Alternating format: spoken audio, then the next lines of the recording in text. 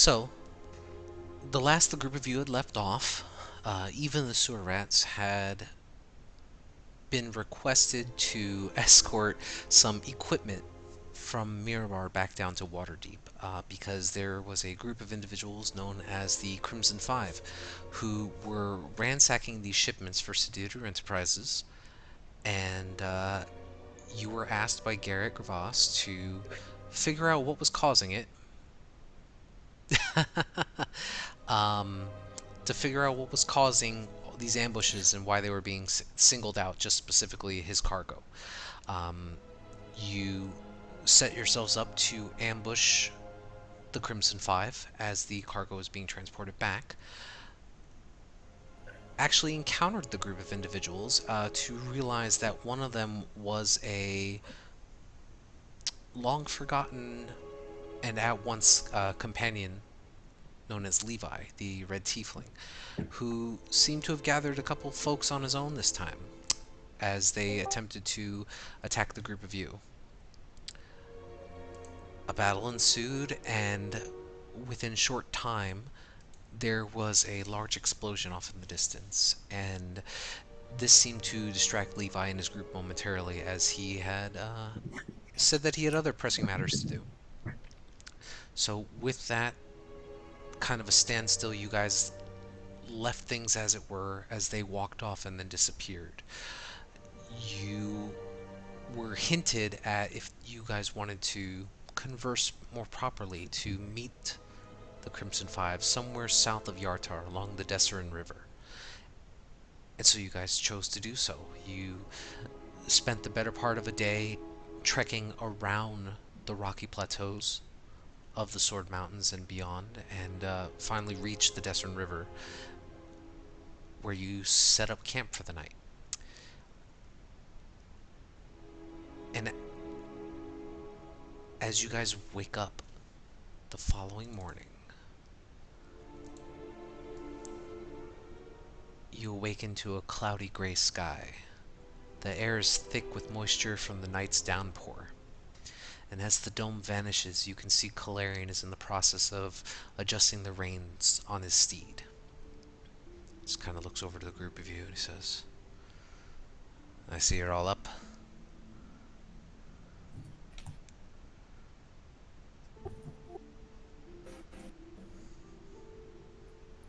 Well, should we be on our way?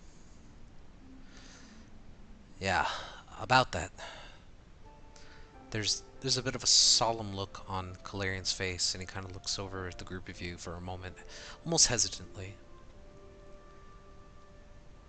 He lets out a sigh of exasperation, and a little bit of steam releases through his nostrils. And Bahamut spoke to me last night.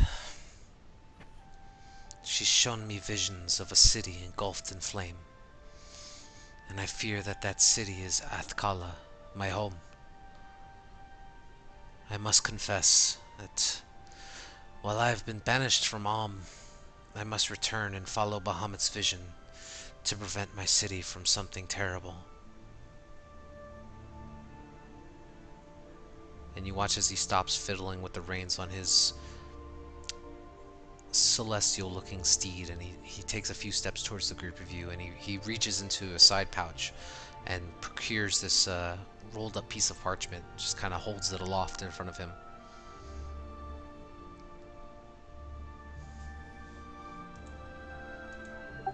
Perry will grab it. He hands it over to you and he says, Don't let the tavern go to ruin, huh? I've kind of grown fond of that place. Oh, so take care of it as if it's my own, which it is.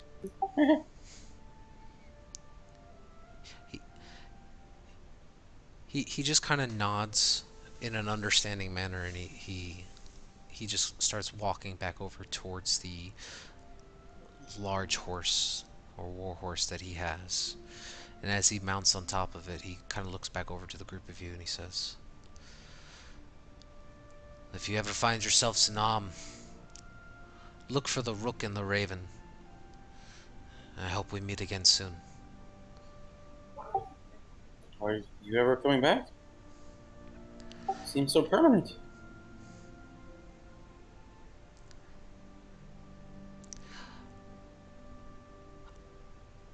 Until I understand what Bahamut is trying to show me, I don't know.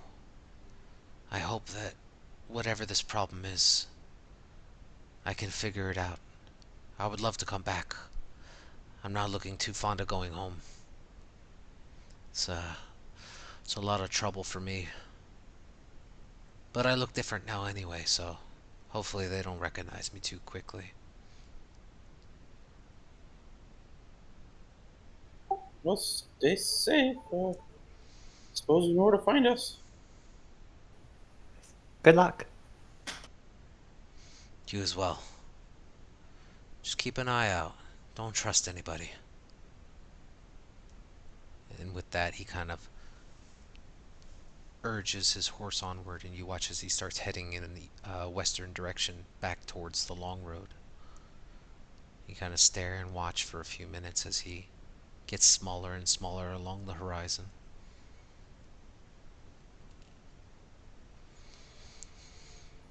Is it just me, or did he say a lot more just then than he usually does?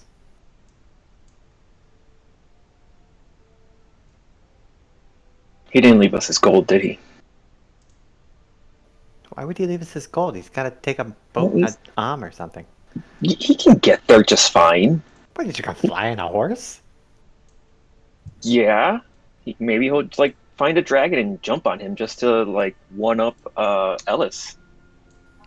Oh, maybe he left because Ellis was winning. Wait, wasn't he? Wait, that's not how it was working. Ellis, were you winning? I believe we were at least tied, so maybe he left before he started losing. Sure, no, you say that after he leaves.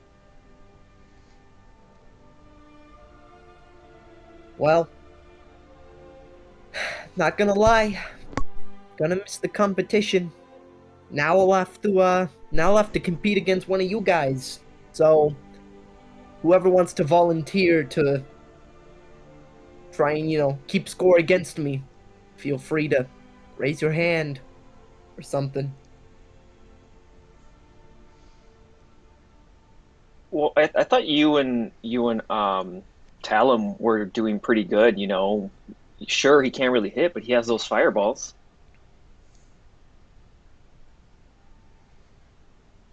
I'm not too sure about pitting my raw strength against his magic. I've seen what it can do, but you know what? For the sake of me building a checklist of amazing things, sure. I will compete against the math man. Well, this raises a lot of questions, really. Like, how do you count, like, who gets the kill? Like, is it the killing blow? Is it the bulk of the, wearing down the enemy? Like, there's a lot of rules that need to be fleshed out, Alice. I think we need to go into a long contract negotiation before we go into any competition. Yeah, like with those bugs, I held them all still. They were really mine.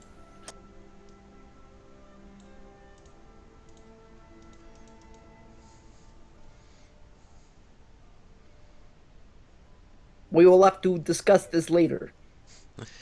There, in that brief pause of silence between the group of you, Ellis, you hear Lily in the back of your mind and says, "Don't worry, Ellis. Competition builds longer and stronger bonds than you may think. I'm sure we will see him again."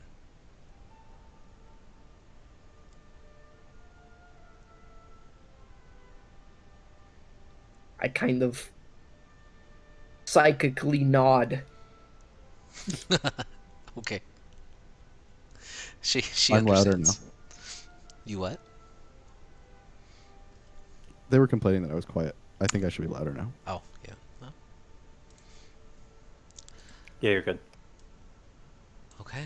So, with the cloudy gray sky overhead, the thicker bit of moisture within the air, you guys find yourselves right on the cusp of that long stretch of grassland behind you to the south, and you can see the Desert River to your right, not but maybe 50 or so yards away. What do you guys wish to do? Head upriver. Okay. So whoever kind of wants to helm as you guys trek along the riverside, feel free to make a perception check for me.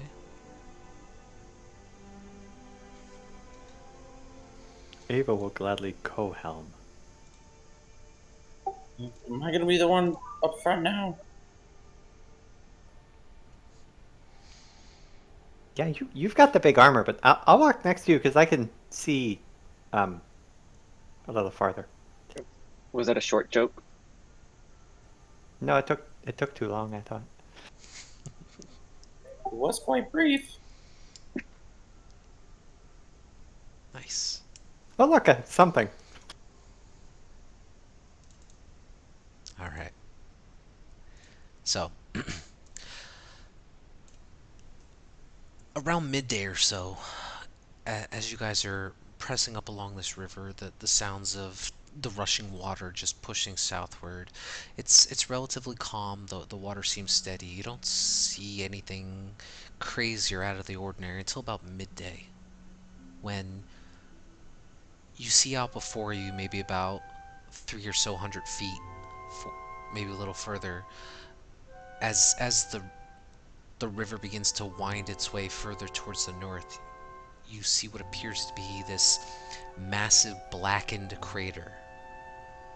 Piles of rock lay scattered and broken, and water from the nearby river is slowly starting to drain into this now basin that's formed.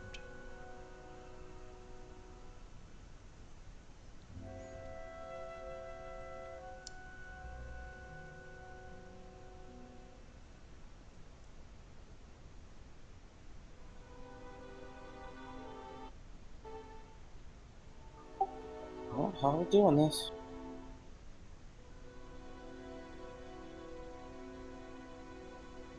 You guys can push on if you like, or what are you guys doing?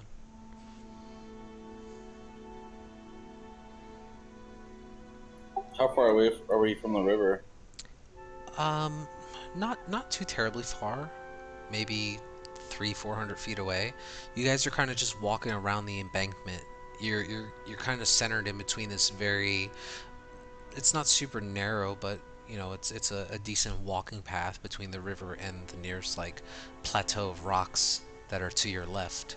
And you can see on the opposite side of the river there's more, different cliff faces and plateaus across. So you guys are in a bit of a valley, but you can see, just kind of looking out, it literally looks like this large impacted crater. If you had to guess or so, maybe it's like almost 150 feet diameter. It stretches pretty far. One of the nearby rock faces is completely.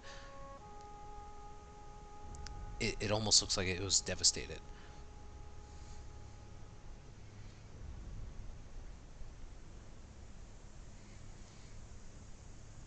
You go to the center of it?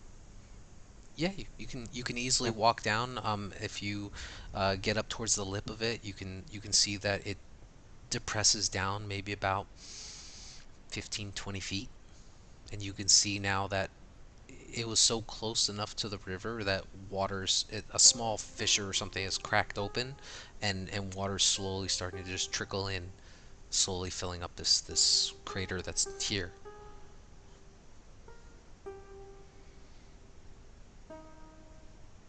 Is there anything at the center of it, or? Make a perception check.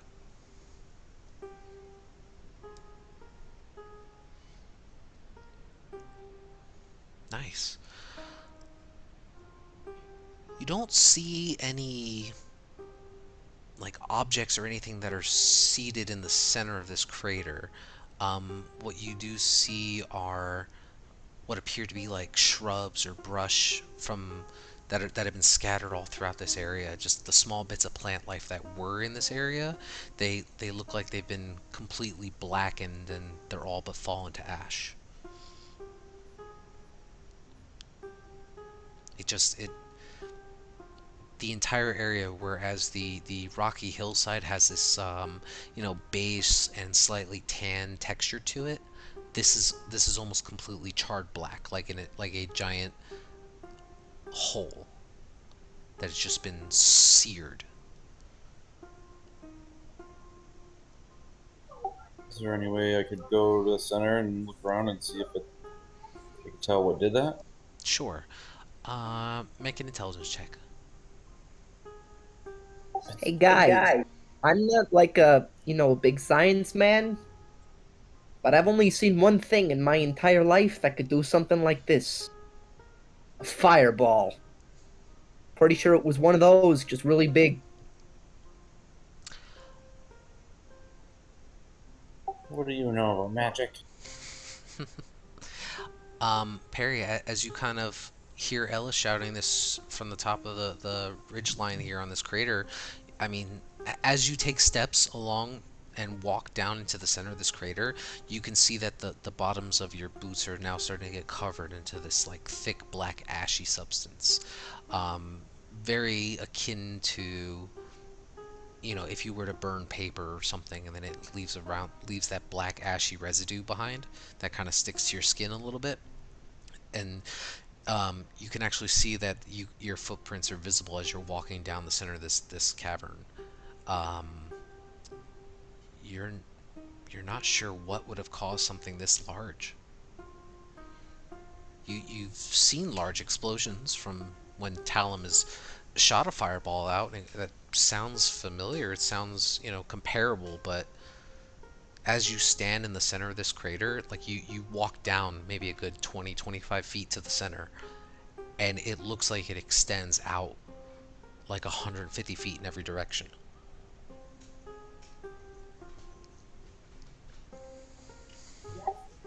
Talon, what do you make of this?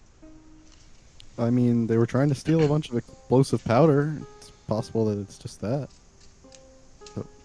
A less arcane explosion.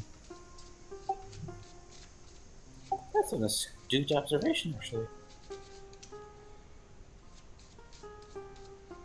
And weren't you guys talking about both earlier?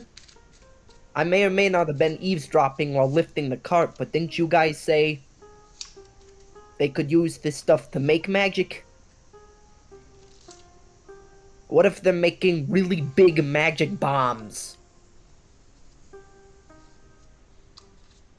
That's what I wondered as well. But at least from what Talum knows, it could be possible, but doesn't know, has never seen it, if I remember correctly.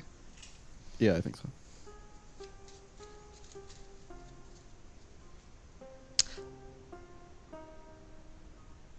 There's not like there's not like a house rubble or anything like that. Make an investigation check.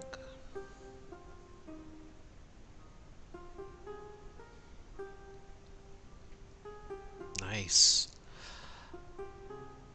Taking some time to look through this, you, Tizio, immediately kind of look at this substance, and you sit there and you think about the size and the amount of force required to make this kind of a dent into the ground.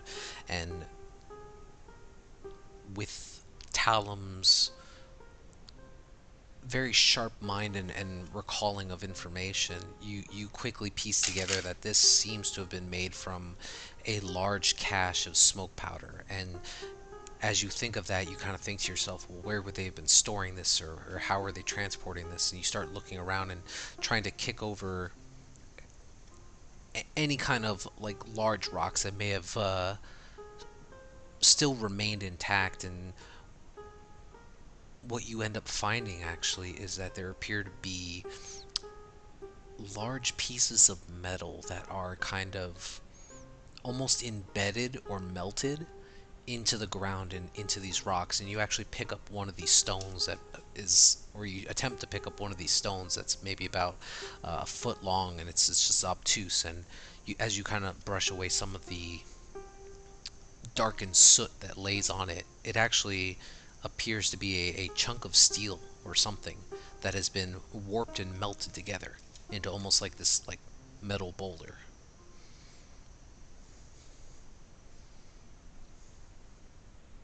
So you get an idea, you get a sense that something was definitely here, and it's not here anymore.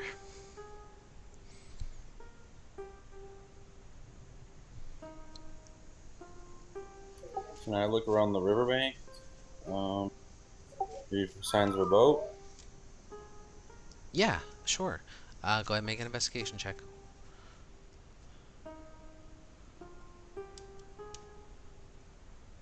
Is this spot we're in the same direction we saw the explosion the other day or heard one? It is in the same direction. Um, you couldn't really see it necessarily. You got the where you guys were. Um, all you could see out in the distance was the rocky hillside of the mountain range that you were currently in the middle of. You don't see any signs of a boat or pieces of wood and debris. It doesn't appear to be anything was anchored. There's no dock nearby. Just appears to be a continuation of the river north and south. Which way does the current go? Can I tell? Current goes north to south. Both? Say again? It goes both ways? No. It goes from the north south. Oh, sorry. No, you're good. But as you kind of stand closer to the river and you get down to inspect it, it's not a super strong current. I mean, you could potentially sail up it if you wanted to. It'd be a little slower pace, but it's not like a rushing river that only transports one way. So if we wanted to say Oregon Trail this and try and get up that river You could. by raft, wouldn't be impossible. No, it wouldn't be impossible.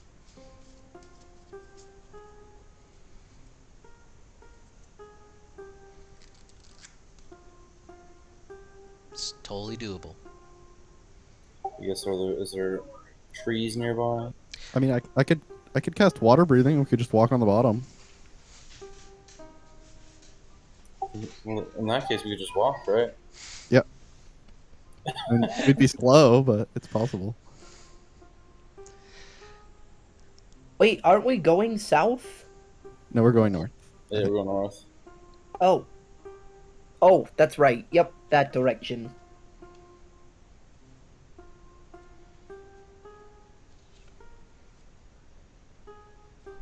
So what are you guys doing?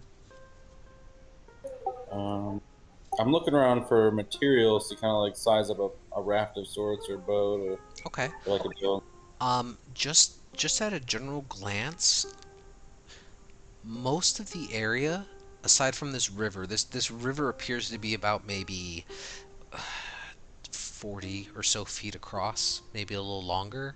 And you kind of look on both sides of the banks and you look around the rocky plateaus. There don't appear to be any like trees or anything that could be like chopped down and made into any kind of raft and things like that. There's small brushes and you can see like a little bit of wildlife here and there just picking through the brush before they dart back off into the plateaus. You'd be a little hard pressed to build a raft at any materials nearby.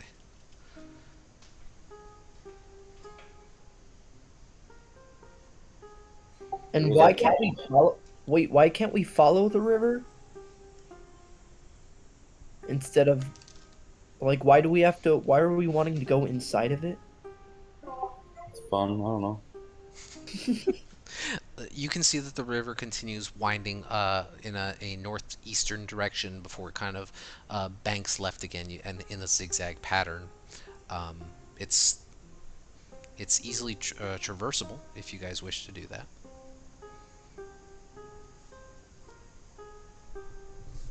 Seems easiest to just keep walking, but I say we just walk. We can drift back down. We'll be with the current when we come back.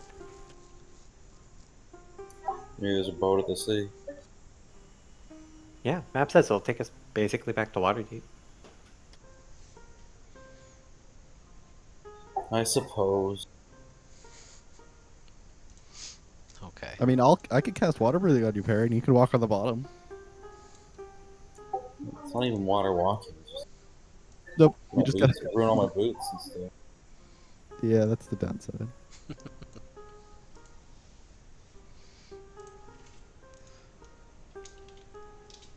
All right. So pushing on. I guess Yeah. so. Sure. Okay. So, uh, anybody who's up front, if you'd like to make another perception check as you guys press on for the remainder of this day, heading closer towards where you guys would recall as Yartar. Nice. All right. So, a little earlier in the afternoon, you continue guiding the group of you along the riverbank, just taking your time, just kind of inspecting the layout of everything. Now, long past this crater that you have walked past and saw, and you can see maybe about half a mile ahead, right up along the edge of the riverbank, what appears to be, just at first glance, this sprawling mass of ramshackle tents and houses that seem to be all clustered together along the riverbank.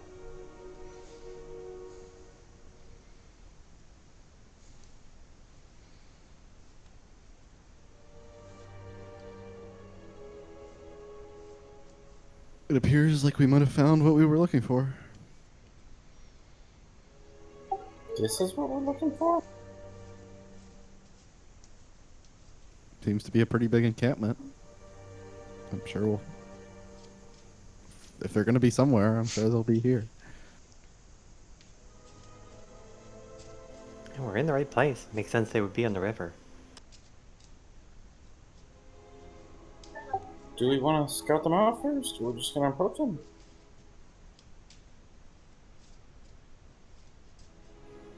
I mean, they invited us here, right? That doesn't mean it's not a trap. I mean, they Fair also enough. told us to stop fighting and kept, like, punching us while they were saying it. I can send my bat out, see if he sees anything obvious, but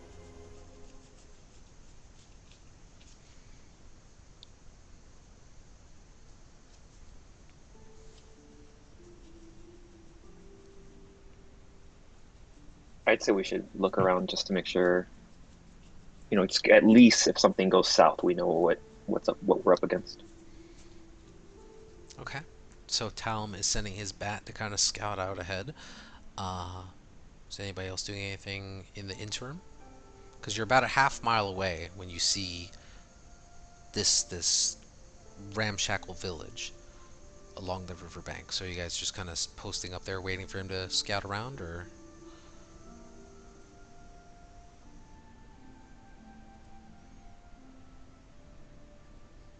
Yeah, I'd keep like a lookout, see if anybody's, keeping an eye on us or anything like that. Okay. Make a perception check for me. Anybody doing anything else?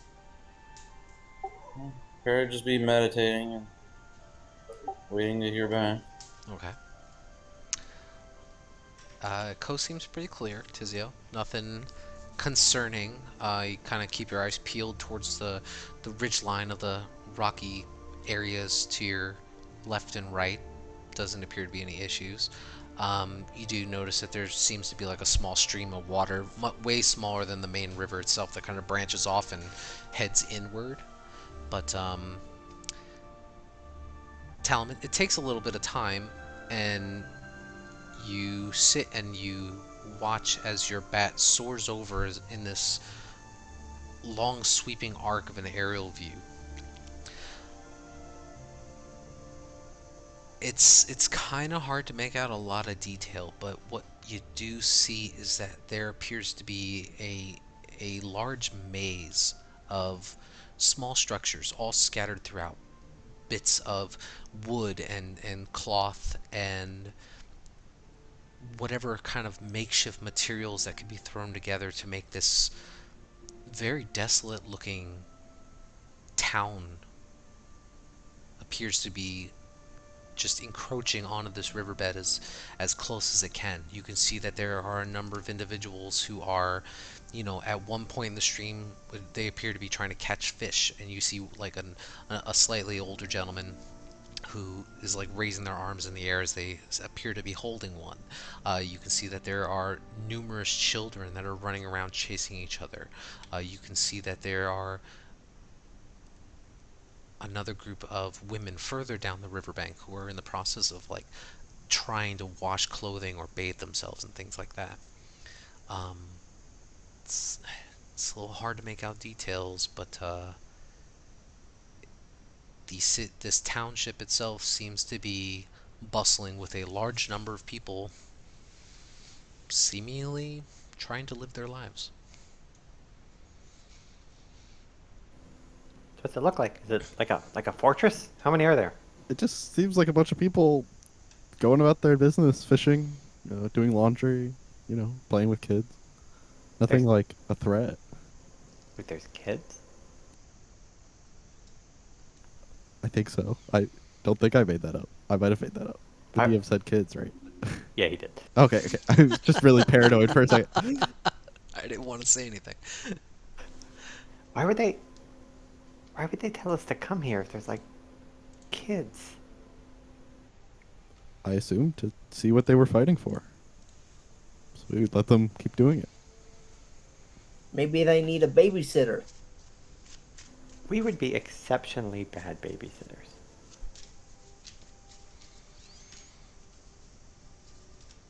I mean, you can fit a lot of kids in a 40-foot diameter sphere. So, unless the kids are like disguised or something, I guess we should just go talk to them? It doesn't look like a trap. Yeah, it doesn't seem like a trap. I mean, if the kids turned into soldiers, it'd be a really freaking good trap. We're not mistaking kids for halflings, are we? I don't know. It was pretty blurry. I was kind of far away.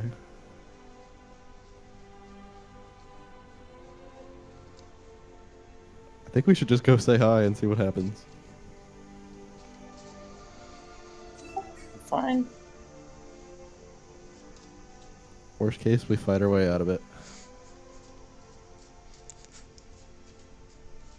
Trying so hard not to laugh. Okay, so as the sun is now setting, not setting in the sky, but it is getting late, midday. You guys eventually make your way to the outskirts of this very rundown village. And now that you guys are much closer, you can see that most of these houses, house I use very, very loosely. These are literally improvised structures that are made to try to keep these people out of the elements as best they can. We're talking stick and sheets of clothing that are kind of just like wrapped and tied together to kind of make some kind of, you know, LA homeless tent city. And as you guys kind of walk past, you can see that there appear to be a few small children just squatted down, just intently prodding at some kind of dead animal. And you see as they kind of look up and start whispering to each other before they just kind of dart off laughing and disappearing amongst the maze of structures. Hey, Barry, were those kids or halflings? You said they are halflings, or you saw a halfling? No, they were kids. I was making it. God damn it. Jeez, give me a scare. There are dozens of men, women, and children of all walks of life shuffling through what you can only imagine is the center of this desolate town.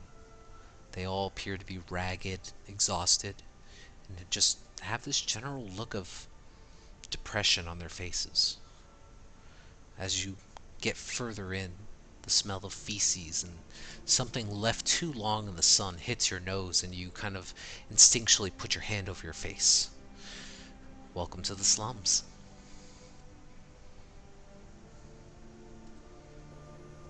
Guys, this place sucks. So there's just like a slums randomly. There's not even like an actual city. It's just the slums. It is a slum. This, as to the best of any of your knowledge, this is not an affiliated city anywhere on any map. But here it is. People living and attempting to thrive. Well, we should say hi to our friends and figure out what the heck's going on here. It's an awful lot of people just to be out in the middle of nowhere.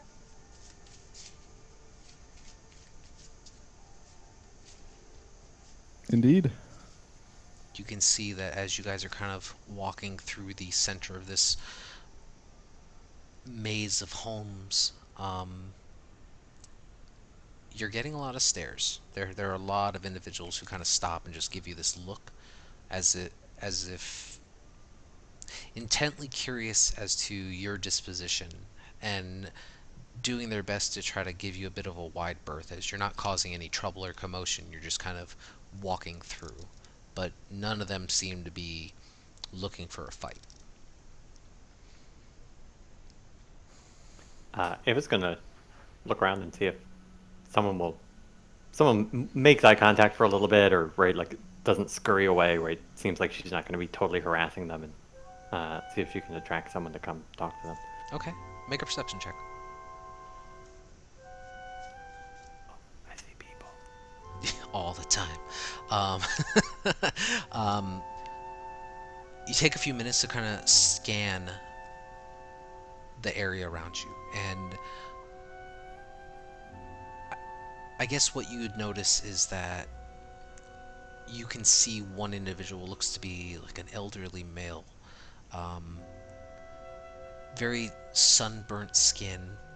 It's almost turned to this like kind of bronze, like deep bronze coloration, and they appear to be very up in age, maybe late 80s or so. You're not entirely sure, and they're just kind of sitting there with what appears to be a very tattered looking cloak of something like a dark brown leather, and it's just kind of thrown slightly over their head, and they're sitting squat with their back to a piece of wood, and they just kind of have their hands just out almost in a presentory kind of pose.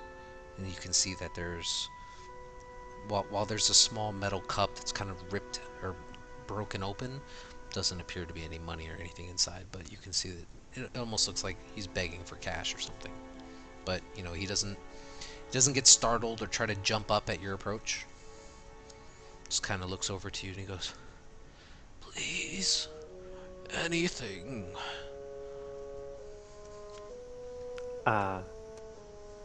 Here you go. And she'll flip a silver into his cup, and then also toss a ration down in front of him.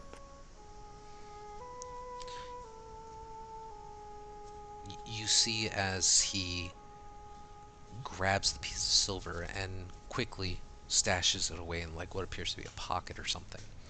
And you watch as, without making eye contact with you, it's like sees the dried rations in front of him and just immediately starts like tearing into it, just chewing hungrily. And as you see him chewing, you can see he's only got like two teeth, but he's trying to like mush down on like the hard granola or whatever's in there as best he can with his gums. Sorry, I didn't have anything a little softer. The only thing we have fresh is like a bug, and that might be gone. Have you seen? I think his name was Levi. He's like a red guy. Have you seen a red guy? Make a persuasion check with advantage. It's the 20. Okay. Again, without making eye contact, he just kind of tilts his head slightly, a little further north, and he says, "I haven't seen a red guy, but Venifer is probably over there preaching now. They're pretty red." Kind of goes back into chewing into his granola. No, this guy was kind of like a fighter. He might have been with some other fighter, like people who look a little like us, right? Like look like they're out there. I don't know, robbing caravans or something.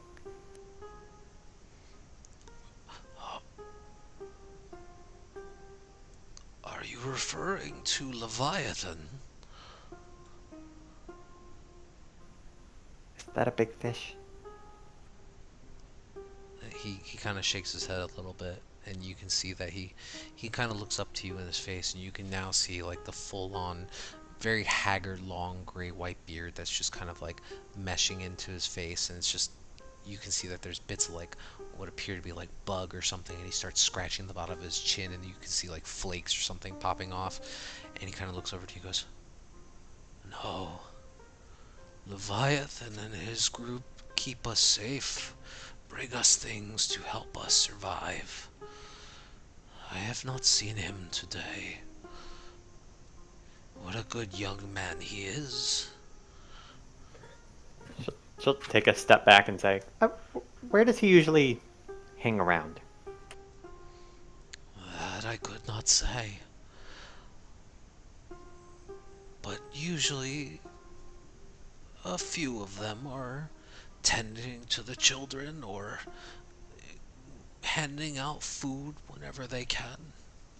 They really are a blessing to us all.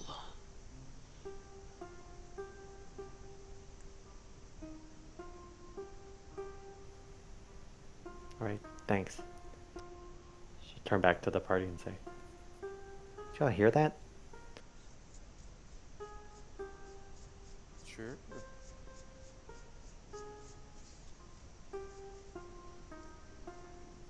Sounds like we're looking for some kind of saint. Something doesn't seem right about that. It's not a bad group name, but I think it's a little cliche. Yeah, I was really sure it was a fish. I'm pretty sure it's just Levi's full name. He's not a fish. Levi Anthony?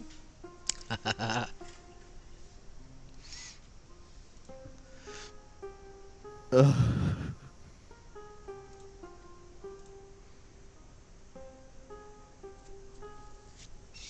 So what do you guys do?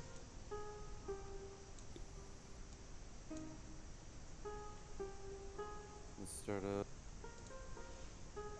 trying to find him. One of them. Okay.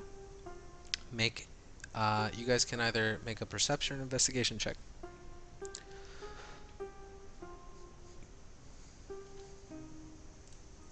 Ooh, somebody else did.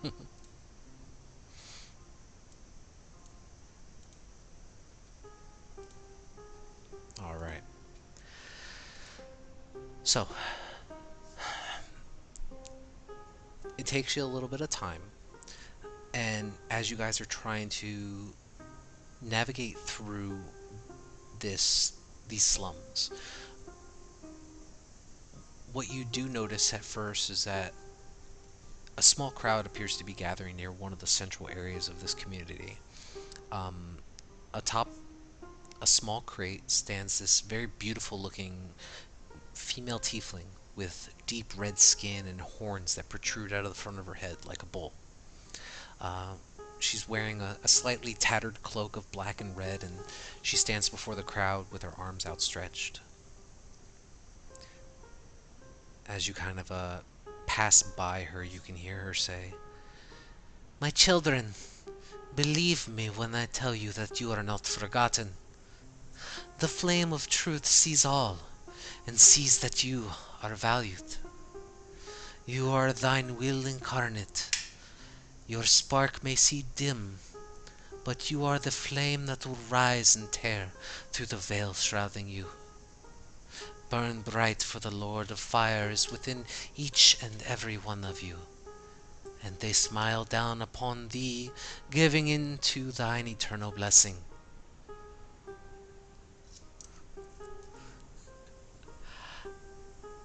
And you can hear her continuing on with what appears to be some kind of sermon. And you can see that there is a number of individuals who both elderly and young are standing crowded around this lady, and you can see that their hands are kind of raised in some kind of praise or following along intently. And that's when you see, maybe about 50, 75 feet away or so, a very familiar half-orc male, long sword um, stashed on the back of him. And he's currently in the process of like kneeling down to a small group of maybe like 3 or 4 kids, and you can see that there's some conversation going between them. And as he kind of stands up, he places his large hand just kind of like palming the top of their head, just kind of ruffles their hair a little bit, and looks over and sees the group of you. And he kind of instinctually grabs his sword for a minute, just waiting.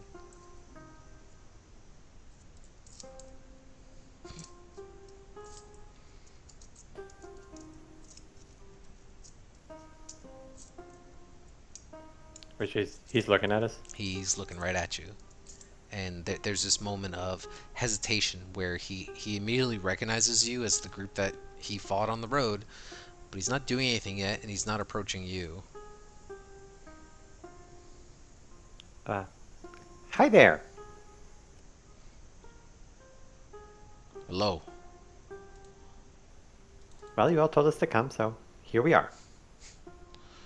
There's a bit of a snarl on his face as he kind of looks over at you, and let's see, I should be able to show his image. Can you guys see it?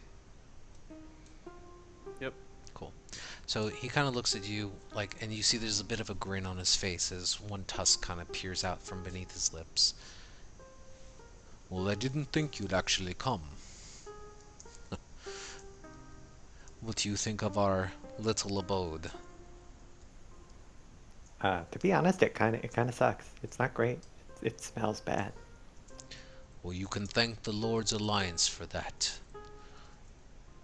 Everyone here has been ejected from Yartar. We're all seen as trash. The city purged us from the walls when it struck a deal with them. We've done nothing wrong. You see as he kind of laxes his hand a bit off of his sword, and he looks over to you, Perry, and he says, whatever the hell you did to my chest, I have a permanent scar on it now. No, I can probably fix that. Oh, I've already healed the wounds myself, don't you worry. Make a perception check.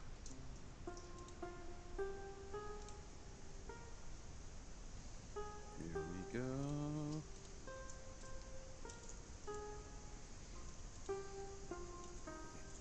Nice. You actually see, now that you're kind of focusing directly on him and you guys aren't in the midst of battle, the turquoise looking tunic or something that's kind of wrapped around the center of his waist that drapes down in front actually has the symbol of Mistra on it.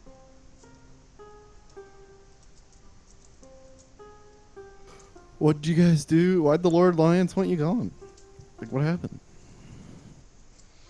He kind of looks over at you, tell him, and he spits on the ground, not at you, but just in a bit of anger, and you can see the vein kind of starting to press into the top of his forehead. And this is not my place to discuss these things. Come, I'll bring you to Leviathan. And you watch as he just turns, and you see as he kind of like hands something off to one of the little kids who just gets excited and darts off.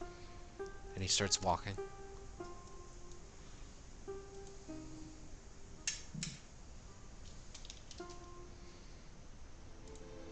Turns to look back to the group of you. What, are Yeah, you I'll coming or follow. not? Yeah. Let's go. Yep. No thought.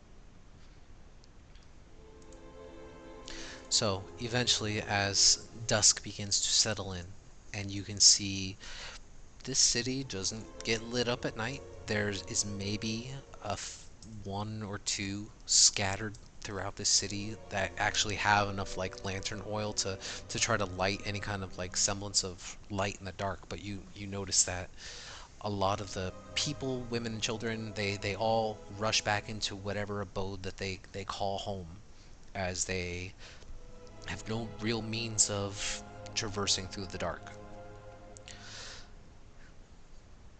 You watch as this half-orc gentleman continues weaving through the maze of homes for about 5 minutes or so, and you kind of just quietly, calmly follow behind. Eventually, he gets to what appears to be a more structured building. Still not any semblance of a house, but it's definitely been at least taken better care of. And as he kind of pulls back the tapestry that is just kind of dangling in front of the open doorway, you can see that it is dimly lit inside with a few hooded lanterns that are kind of scattered throughout the interior. And the first thing that hits your nose is this strong acidic smell. And as you kind of look inside and your eyes begin to adjust and focus, you can see that there are numerous vials and test tubes like beakers. Uh, Immediately, you guys kind of recognize this as some kind of alchemical setup. And then you can see, currently in the process of mixing what appears to be like two kind of this dark yellowish viscous liquid with something else that seems to be more clear and opaque. The small half-dwarven woman who you also had met earlier. She turns and looks over to the half-orc man and says, "Ah, Karis, I've been wondering when you'd come back. Oh, you have company. Nistra, they're here to see Leviathan." There's a bit of a nod and a look around. "How do we know we can trust them?" "Well, they didn't attack me on sight. I guess that's more than speaks for itself." She scoffs at the idea. "Well," she pulls out a dagger from her pocket and points it at you, Talon. "Next time you won't be so lucky, huh? You cause any problems, and you'll never see the light of day again." I make my own luck. You watch as she kind of nods towards Keris. And Keris kind of casually walks towards the back of the room, and he grabs onto this large rug that's at the bottom, and he pulls it up. He pulls it off to reveal this large wooden trapdoor that has been embedded into the stone of the riverbank. And as he kind of lifts the latch open, you can see now that there's a ladder that kind of leads down into the darkness. He starts to make his way down.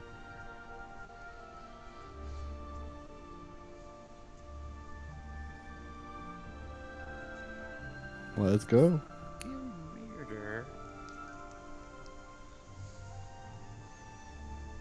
All right. So you guys head down?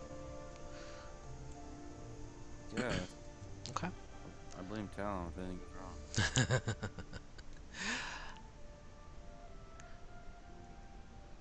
The ladder, the interior of this part of the cavern is dark. There is no light coming from within this area, and you can't see the bottom immediately. But thankfully, with your guys' dark vision, which all of you have, except for Perry, I believe, right? I'll cast light so we can see. Okay. You can see that the ladder itself is maybe a 5 foot wide ladder that kind of just stretches down. At least the tunnel does. It extends down maybe a good 70 or so feet before reaching stone floor at the bottom. And slowly, one by one, you all start to descend down this ladder. Eventually, when you make it down to the bottom, you can see that Keris is still there, patiently waiting, leaned up against the wall of this underground cavern, whatever this is. And he kind of winces a little bit as the light kind of shines into his face. He says, "We'll just make sure that's the only light you shine down here. Keep any flames out of the area, you understand?"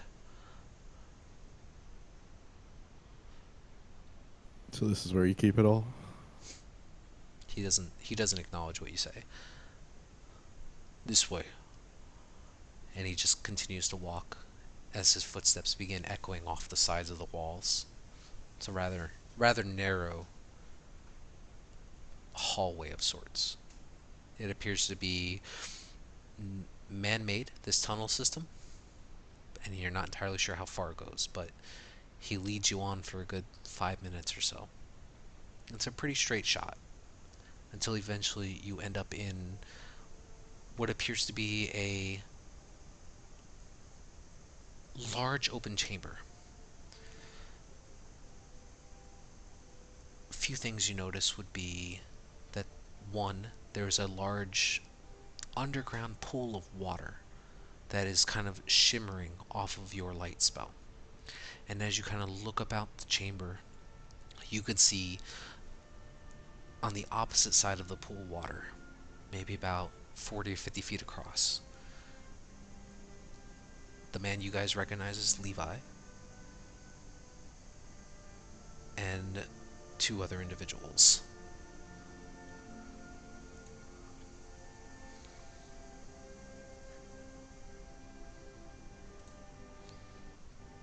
One of them appears to be a human male who's just currently leaning back in what appears to be a wooden chair of sorts, in the process of flipping through a tome of some sort. You can see that he's wearing what appears to be this long white and black cape that kind of straps over his shoulders, and he's just thumbing through mindlessly, not really paying attention.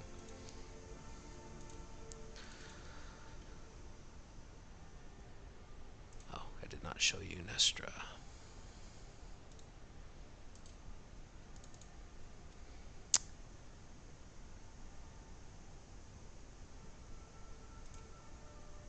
And then the other person you see, aside from Levi, would be a rather heavily armored, goblinoid looking figure with dark green skin, or like a light pale green skin. And you can definitely see, just from across the way, with the light shining through the area, a very prominent looking gauntlet on his hand. So let me know when you guys can see all those. We see it. Cool. Just for reference, because that makes my life easier. Levi, Ava will who's... call out again. Say again? Ava will call out again. Hi there, friends!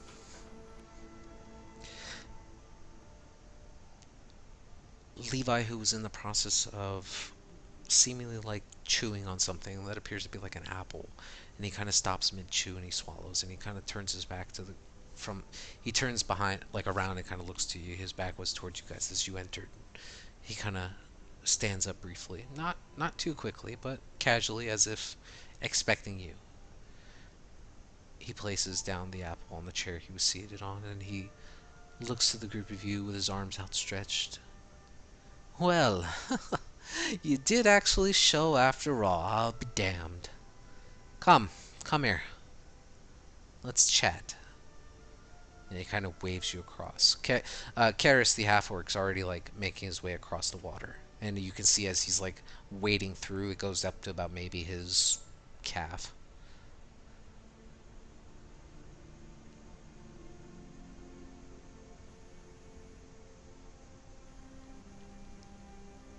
Sure. Gotta walk through the water? You guys don't have a bridge or something? It's best to keep the area a little damp, you know. And he kind of like points off to the edges of the walls there, and make a perception check. You did want to be me and the sewer rats. Woof. I mean, Perry's nearby, so we'll assume the 9 was the reroll. Oh, yeah, sure, why not? Yep.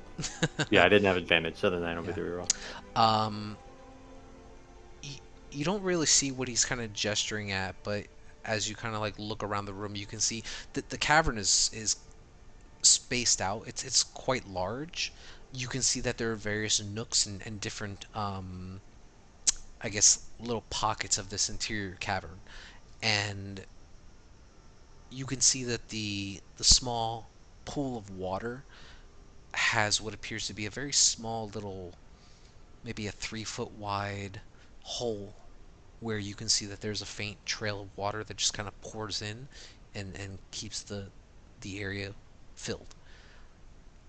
Around the edges, you can see, aside from the glistening of water and moisture on the walls, uh, a number of what appear to be like crates and barrels, and you see some food rations here and there.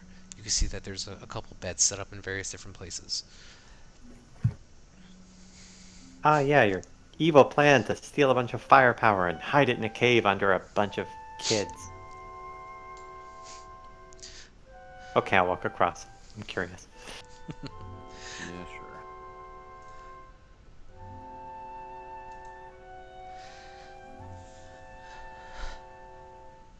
So Levi kind of looks to the group of you as you all approach, and as you walk up, you're not standing in a pool of water. You're standing on a bit of an embankment that is just solid stone, and you can see that there's a number of different seats. You can see that there's a makeshift table that's set out from like a wooden crate that has some kind of like tarp or something thrown on top of it. Ellis, I don't think you are muted. Um, you can see there's a couple different bits of fruit and food that are just kind of laid out. It looks like they were in the process of eating dinner or something like that. And Levi looks to the group of you and he says, "Well, I think we got off a little bit on the wrong foot last time. It's been some time. What have you guys been doing in the city since I left?"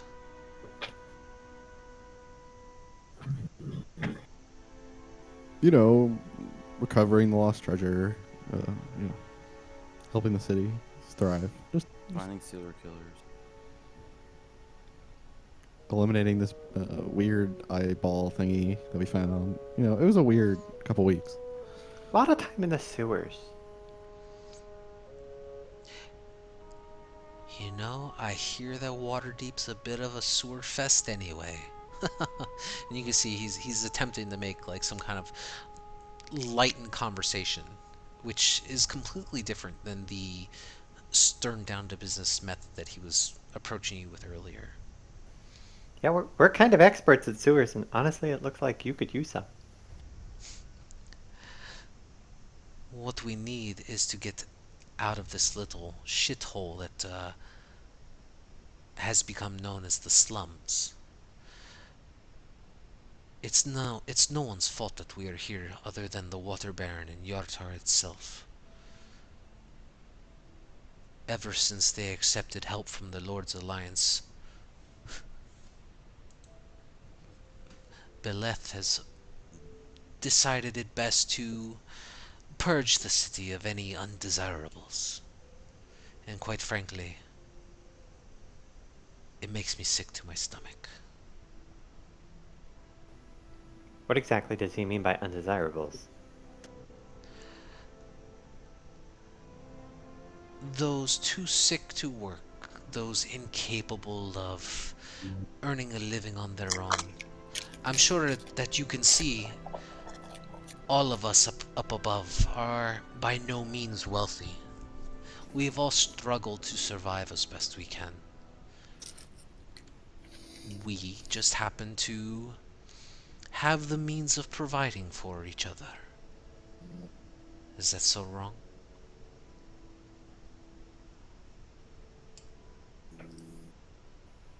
Alice, there were people on the streets and they kicked them off the streets. That is exactly what they did. These are the vagabonds who couldn't pay the local taxes that were instilled, who disagreed with the views of the current water baron. And she thought it best to exorcise them as to show the Lord's Alliance that their city is worth their protection.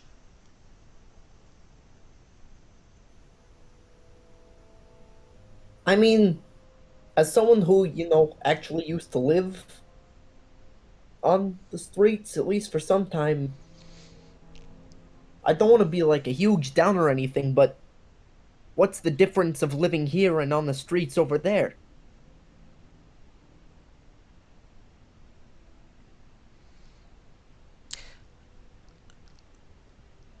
Levi looks at you, Ellis, and he kind of tilts his head slightly to the side. I mean, maybe it was just me, but I thought this place was kind of homely. I mean, homely? It felt like home. It felt like comfortable. At least, a little better than a whole bunch of rich people walking by and judging you over, as they were. While it is true that those of us up above would protect one another with our lives, it is not a compensation for the protection of a military, or the laws that can protect you if you are murdered for having just a piece of fruit in your hand. I am not saying that we are lawless ourselves. We do the best we can, and you see as he kind of gestures to the group of them. We do the best we can to maintain order, but we are no form of government. And it is truly unjust that such a city would abandon its people just to put on the facade of cleanliness or decency. Who are they to determine what value our lives have?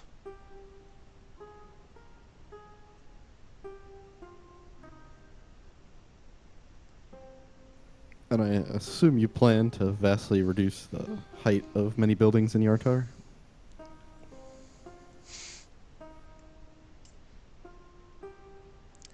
I don't know what you're talking about.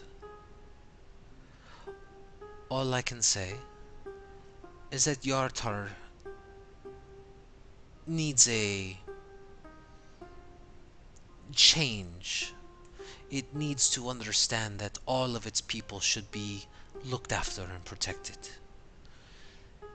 Belith is a simple-minded woman, and she was only placed in charge after the previous water baron had died. They say they are for the people, but in truth, they are only allied to protect their own purse and coin. The truth is, they are the terrorists, organized and self-anointed authoritarians who suppress the weak with taxation and the threat of confinement.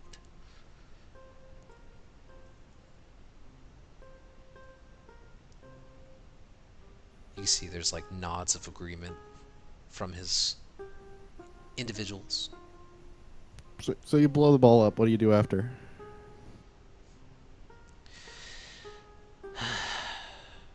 Well, let me ask you this. What would you have us do to protect those who we care for? I'm sure you have loved ones somewhere. Would you not do anything to see them safe? See them fed?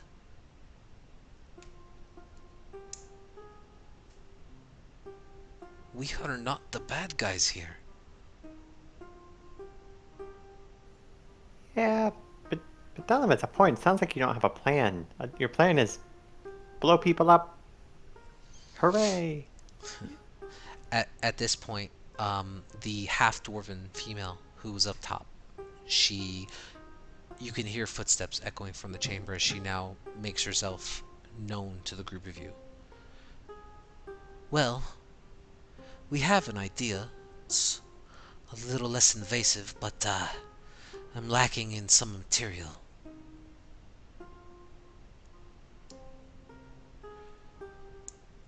And if you get your revenge, are you done stealing off of the long road? Revenge is such a harsh word, Talum. Your equity. We wish to reorganize the seats of power within Yartar so that all citizens can be treated equally and fairly, not only those who have the coin to protect their own interests. See, they're not terrorists, they're idealistic revolutionaries. So there is a plan after you blow stuff up. That's all I was asking. In short, yes. We believe that with the right government in consideration, we don't need the Lord's Alliance protection, as they are only self-interest fools. But anyway, Nestra, what are you needing still? And he kind of looks back over to the half-dwarven woman. She kind of lets out this sigh of disappointment, I guess I could say. And she kind of just shakes her head slowly from left to right. She's like, "Look, Leviathan, I don't know. Of all people, you know I am the best of poisons. I'm not looking to destroy half the city just to make change. If Belathi is removed, we can merely step in. We have already made many of those connections. While I'm practiced in the art of poison, I seem to be a little short on something of enough potency that can deal with her quickly." Oh, do I have a good surprise for you? She kind of scoffs but looks at you. "I'm listening." Ava's Sure. gonna whip out one of the vials that she's holding. Got this off a big purple worm. Make a persuasion check with advantage.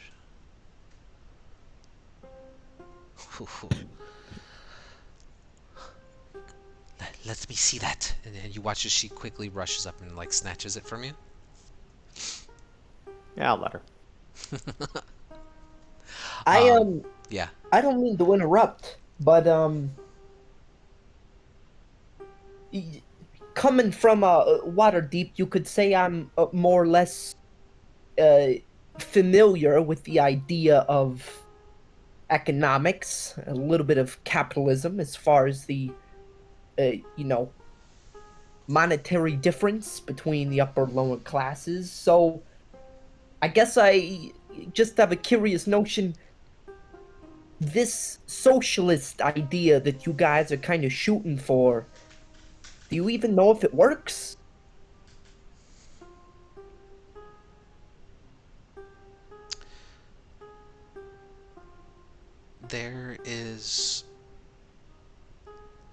There's a long, thoughtful consideration at your words, Ellis. And Levi kind of he looks you up and down appraisingly.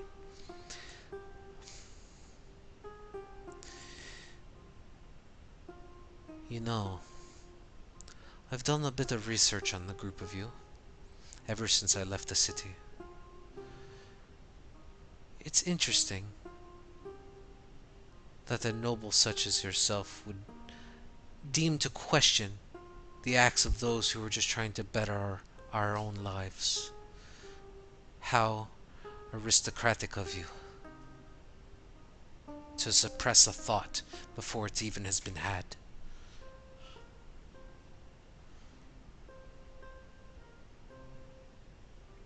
Wouldn't it be better to put all this effort into finding, farming, and creating a life for yourself instead of trying to blow something up? Yeah, why don't you create your own city, make it stronger and better? We do not have the resources to just build a city. These are These people do not have the means of supporting themselves, let alone running a city. There's no way that you can take the sick and the young and expect them to work and build up something of their own. They were citizens of Yartar long before the Lord's Alliance stepped in, long before the Water Baron kicked them out. It is just as much their home as it is the people who currently live there. I do not blame the citizens. Only the Water Baron and her select few. They are the ones who are truly corrupt. Nestra, what is that? And you can see that she has been carefully inspecting that vial of purple worm venom, and she kind of holds it up to Levi, and she says, "With this could, this will get past the ward that protects the Water Baron's house. This could do it, Levi. This could change everything, and none the wiser."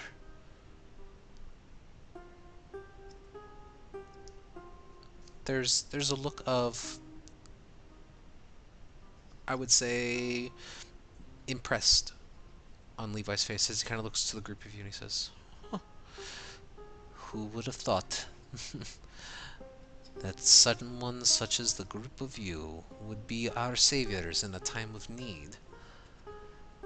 How intriguing." Yeah, we didn't even have to rob any caravans. We just found it in a hole, basically. He ignores. Come on, don't soil yourself like that. We definitely killed this thing, and I whip out my lance. I got a prize for it. It was very big. It was a very big worm. Oh yes, I don't doubt it in the slightest. Purple worms are something that I'm not going to try to risk my life to get. But this venom, it can be extracted and refined into a very, very powerful poison. When ingested, will cause almost undeniable death. With this, we simply need a way of getting it into her system. And with this, no one will be the wiser as to what caused her downfall. And Levi looks at the group of you and he says, "Well,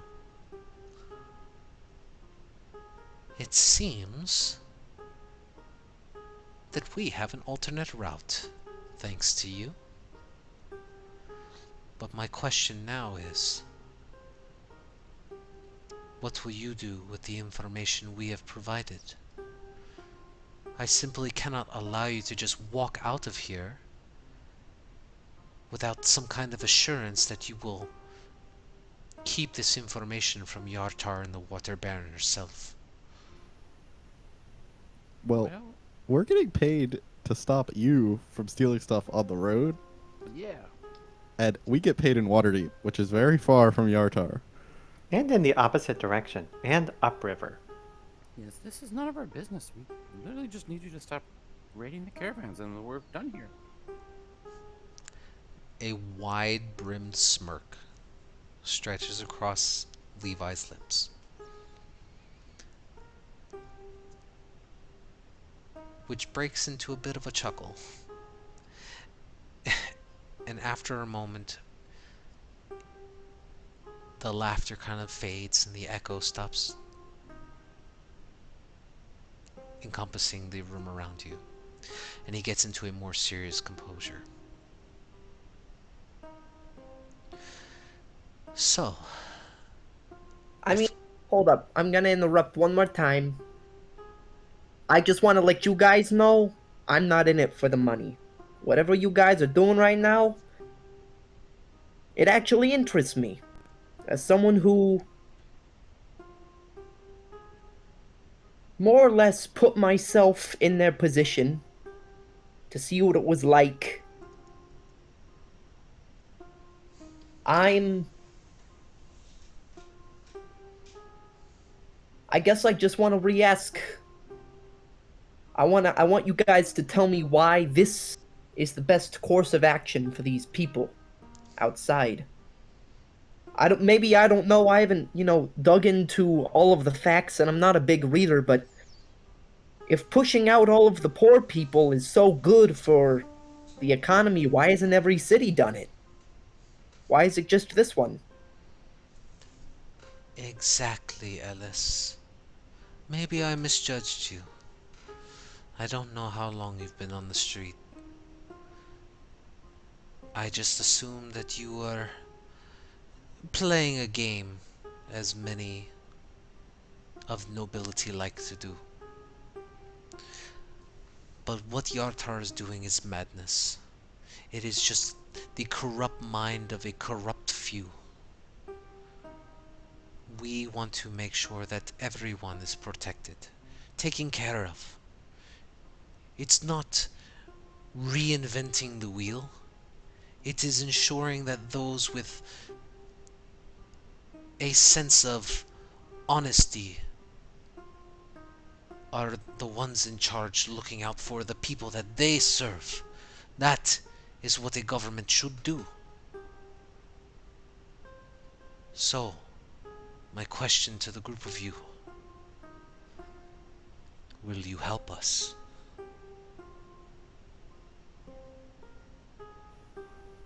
I mean, didn't we just help you? Yeah, I'm willing to leave the vial here, but I don't want to go blow anyone up, or I don't know about that. Oh, I I guess mean, I don't know I. about you guys, but I'd love to talk to these psychopaths alive before we kill them. Ask them why they think kicking out all the poor people is gonna make a difference.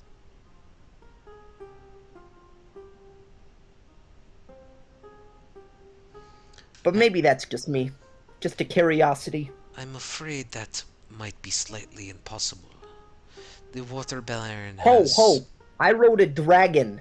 Trust me, nothing's impossible. He did, like, right after he said he wanted to. I'm not saying that you can't talk to the woman. What I'm saying is that her twisted view on the way things should be will probably fall on deaf ears for your words. She doesn't care whether or not a few individuals are exiled from the city. And if a group of people were to just happen to walk up to her doors and ask her why she threw people out, and then was suddenly killed, you do not think that would cause problems? That would not raise suspicion? So, This must be what? done in secret. It must be done swiftly and quietly. You can see for yourself what has become of us. What more proof do you need than the fact that we are living our lives here, outside of the protection of a known major city? If we were going to do more than just leave you with this poison, what would you need of us? Nestra will make the necessary refinements to this venom that you have procured. We need someone to deliver it for us,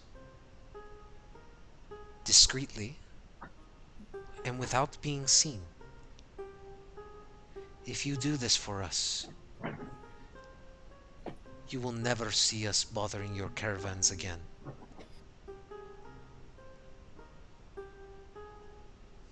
Couldn't you guys just do that like black fire right into the kitchen or something, and just kind of drop it in and black fire out of there? You've also been watching us for a long time to know about us. What can't you just sneak on in? We're not exactly the stealthy type.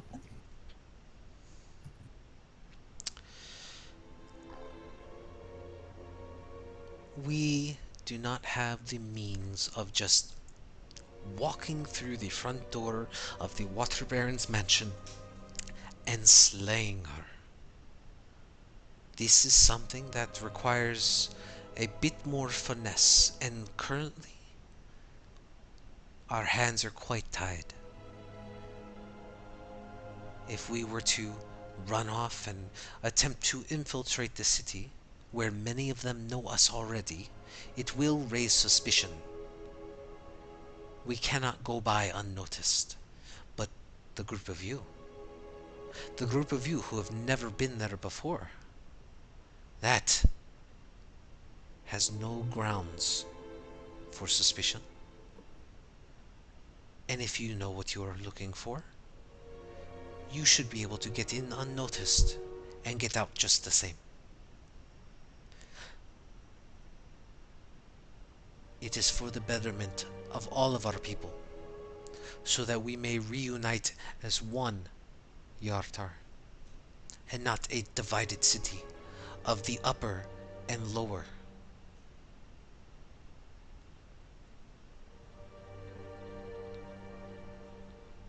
Will you help us?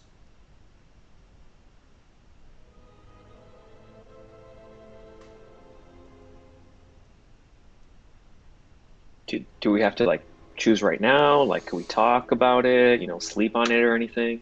Yeah, I'm kind of hungry. I feel like we should discuss this a little more. Maybe just the group of us. Please. So, Go I'm ahead. not gonna lie, if this government just like completely gentrified all of you guys and a whole bunch of bystanders haven't done anything about it, I don't get why you guys wouldn't be angry at all of the commoners. I do not understand. We are not angry at any of the commoners. It is not their decision to kick others out. Only the Water Baron and her control over the shields of Yartar, forcing us to leave. The common folk who are there working their day to day, the fishermen, the farmers, the simple craftsmen, they have no say in this. The government is a facade. The Water Baron controls all, sees all. She makes the decision, in the claim of justice, in the claim of her God. And she has done nothing but preach the Lord's Alliance praises for all good it's done us. Never once has she had to scrounge, as we do, to live to get by.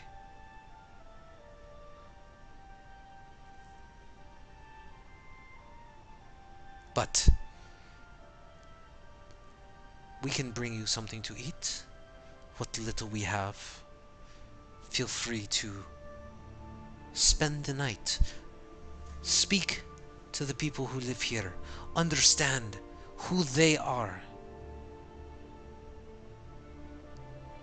We are not the bad ones here. In time, I think you would understand that the Water Baron must be removed.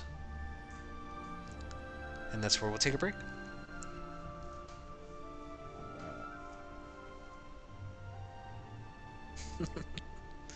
See you guys back in a few minutes. Cool. Yeah. Cool. Word. However, Yes. for those of us sticking around during the break, allow the economist of the group to understand his reasoning. You see, gentrific. I don't even know how to say the You said word. it right the first time. Basically, removing all the poor people to increase the spotlight, the stars. Property value? Yeah, property value basically of an area. And this tyrant did it to an entire city. And generally, the only reason this is ever bad is because it's a social issue. It doesn't actually have a negative impact on economics. The only thing it has a negative impact on, really, is the social standing of the place. It's pretty obvious. You do this, everyone looks at you like you're an asshole. So, Ellis is thinking, why didn't any of the commoners, say, Go hey, you against it. can't do this to us? Is she that much of a tyrant that no one is brave enough to petition against the government? That is a wonderful question that you can definitely ask the villagers of the slums. Cool. But that's what I will be asking. Yeah, absolutely. But it Like, makes what happened to the people? well, now are you saying why didn't the people of the slums like retaliate and say you can't do this to us? No, because You're saying the the regular people. commoners inside the city. Correct. Well, it can be explained. Yeah, because those are the people that, at least in the United States, where I'm coming from through an economic standpoint, those are the people that would have to make the difference. Yeah, very true. But I will give you a slight comparison. So with in the Philippines, President Duterte, he has a very strict policy on the war on drugs, which is the Philippine local government and their rapid isolation and removal of anyone who was affiliated with either drug distribution, creation, or what have you, use. A lot of the local media and other governments are saying you're literally targeting a specific group and you are eliminating them rather quickly. There was a lot of reported deaths, there was a lot of reported incidents because of this. But the people of that country, the majority of them who are not fitting into this extradition of drug users, are perfectly fine with it because they're thinking, well, it's cleaning up the populace. It's not hurting me. What does it matter if some homeless person's kicked out? Just a thought. I'll be back in a minute. Hmm.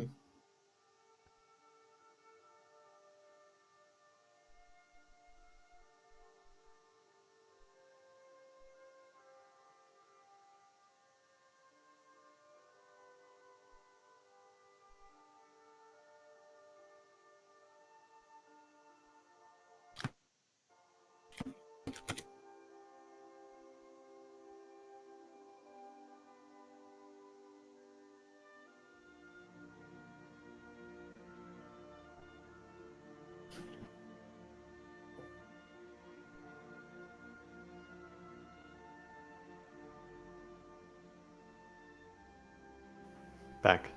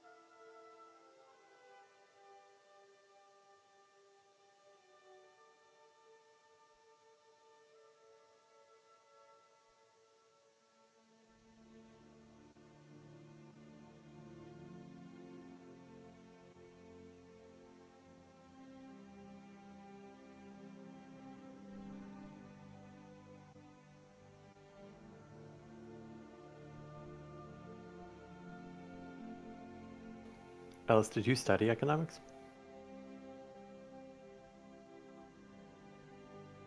I mean, I think. Oh, are you asking me as a player or Ellis as a person? As a player. Oh, as a player, I am planning on studying it. I have a I love the idea of it, I guess is the right way to put it. I am a huge fan of patterns. Um, so all of the different ways in which patterns influence the way that society works and finding the patterns that are most effective at getting things done are very intriguing to me. Um, I love music for the same reason, because music is full of really intriguing and awesome patterns. But I am studying economics in school at the moment. That's awesome. Yep. Yeah, I studied econ in college too. It was a lot of fun for the same reason, right? It was very interesting, and you kind of think differently forever. Your patterns comments very interesting too. I'm gonna be thinking about book recommendations now. Oh, I missed the book. What book? I haven't decided yet what's the best. I feel like I have some good ones on patterns. Like for economics or? Just for economics, So, I might recommend something different. I'm trying to think of the best way to word this. So, there was a book I read. This isn't an economic book per se, but it has to deal with a lot of the kind of a similar concept to this, where a lot of the genocides in like Rwanda and Bosnia and places like that, and how it was allowed to go on for so long. And it's through the eyes of a physical anthropologist. Um, and they're having to deal with the aftermath of a lot of this uncovering of what was basically done in secret to the world until it was discovered. It's called The Bone Woman. It's a great book. Or at least I enjoyed it. Anyway, everyone's back, I think. So, Levi kind of gestures to the group of you um, to offer what bits of rations and dried foods that they have available for the evening. They don't have any means of like comfortable living quarters or anything, but you're kind of told like, well, I mean, you can't stay down in this cavern area, and you're kind of left to traverse the slums to do what you will, with an anticipation of, let us know what your answer is by the morning.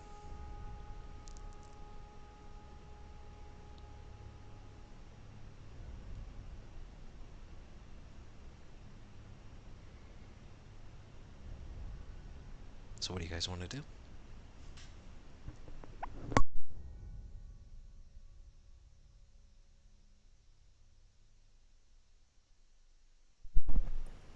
Find somewhere where we can have a meal and discuss further. Yeah, and I mean it's easy enough to do. There's no inn, there's no decent means of like sleep or anything like that. So I mean, if you guys were to find a place to sleep, it'd kind of be right on the outskirts of the town. It is dark once you guys do emerge from the underground cavern where you guys were having this discussion. You can see that there are still a few individuals, some half elves, some dwarven individuals who are just kind of still able to rummage about in the dark. They look like they're either, prepping what they can for the next day or trying to tend to things that they didn't get a chance to do during the day. But, I mean, the evening is yours if there's something you guys want to do.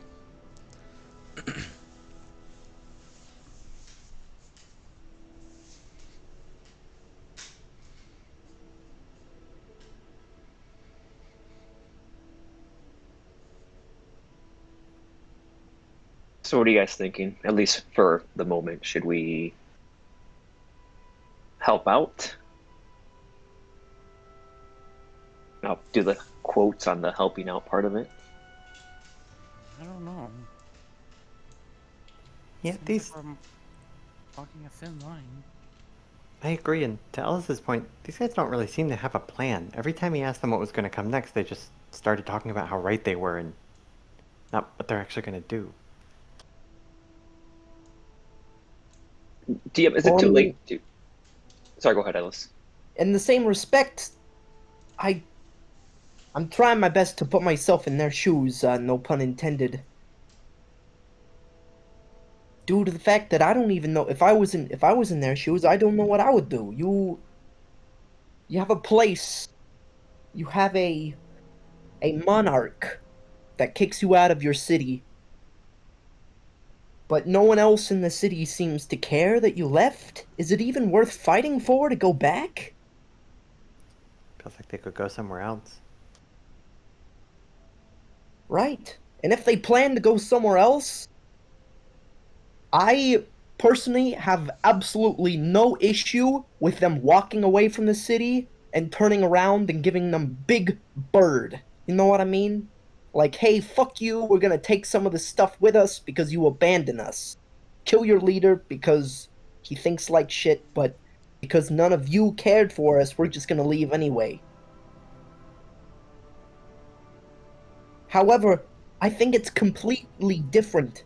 The situation is flipped on its head if they think that killing the leader is going to change anything. Then they know they're going back to a city that doesn't care about them. That just seems weird to me, but I don't know.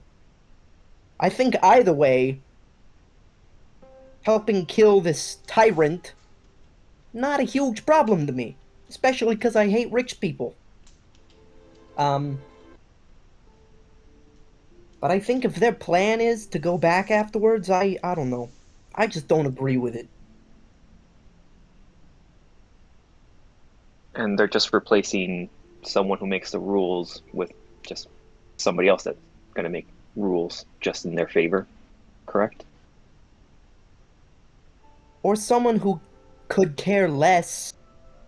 I mean, maybe they let them move back in, but that doesn't change their situation at all, right? The next person that follows could just be even worse.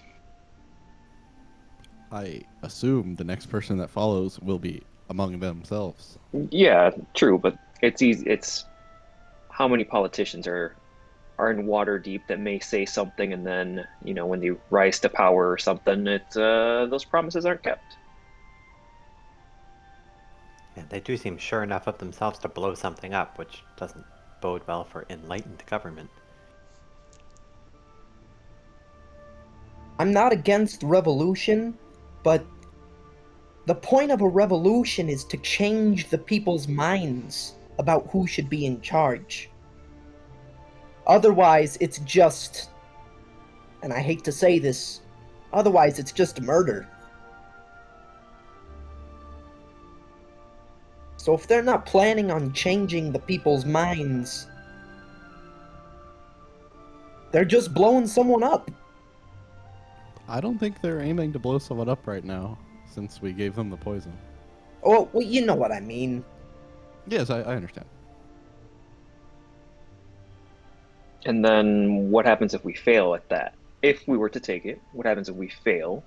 We'd have an entire, city after us, probably other cities as well. Well, that's another thing we don't know. What this Yartar place can't be in good standings with other cities, right? Not after pulling this shit. Make I mean, they're part of the Lord's Alliance, right? So, can't be in that bad of a standing. Ellis and Talum go ahead and make history checks. Oh, I'm so good at those. Can I have a try also? Sure. Unnecessarily, but she's trying to remember. You bet. Okay, so from what the group of you gather and remember about the Lord's Alliance is that it's a coalition of rulers from cities and towns all across Faerun, primarily in the northern part, who collectively agree that there's some solidarity is needed to keep evil at bay. Okay. Rulers of Waterdeep, Silvery Moon, Neverwinter, and other free cities in the region usually dominate the Alliance. And every lord in the Alliance works for the fate and fortune of their own settlement above all others. The agents of the Alliance usually are sophisticated bards, overzealous paladins, very talented mages and just some hardened, grizzled warriors. They are chosen primarily for their loyalty and are trained in a various number of different skills to ensure that peace is kept. They're usually backed by the wealthy and the privileged, and they usually carry very quality equipment. Um, from what you guys know about Yartar itself, excuse me, it is a it is a city that is banked right up against the water. Their primary source of commerce is the river, the Desrin River specifically, and the amount of fish that it can procure. There is actually a decent sized harbor that allows for transport up and down the river, although they generally don't traverse too far south from Yartar itself. They usually end up coasting off to the east or up north towards the Evermoors. As far as you guys understand about the pact between Yartar and the Lord's Alliance, it's a relatively new agreement. Um, and in the history of Yartar that you guys can recall, it hasn't been mentioned or indicated that any kind of purging of the city had happened before they took over with the Lord's Alliance. So this is a fairly new concept that's been thrown at the group of you.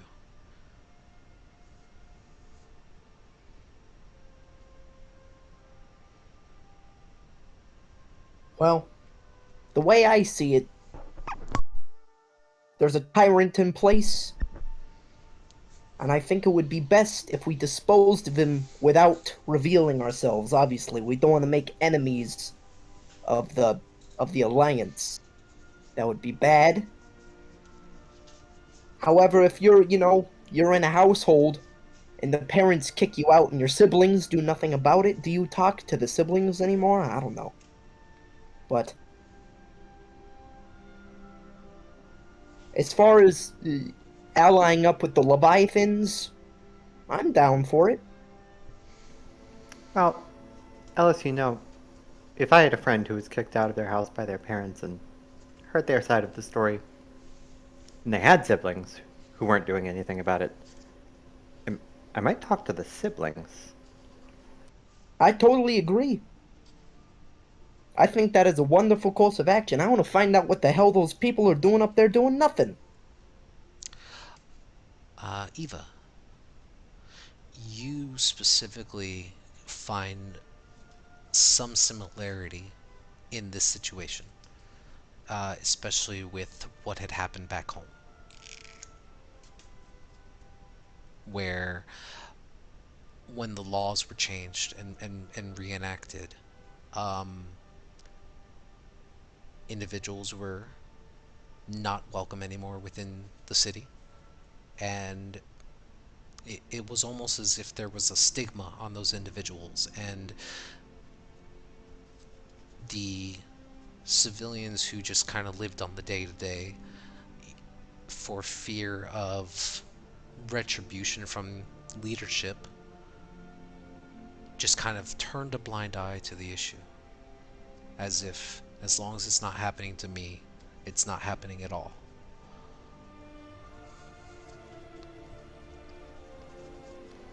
Look, it might be that they're just scared, and if they're just scared, we should help them.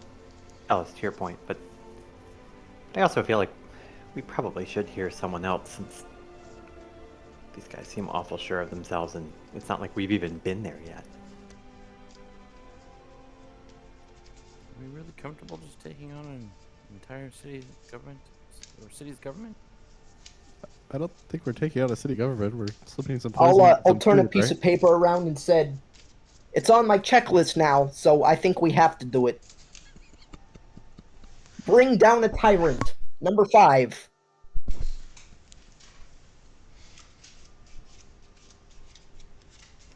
Well, even if this one doesn't pan out, I'm sure we'll find another one somewhere.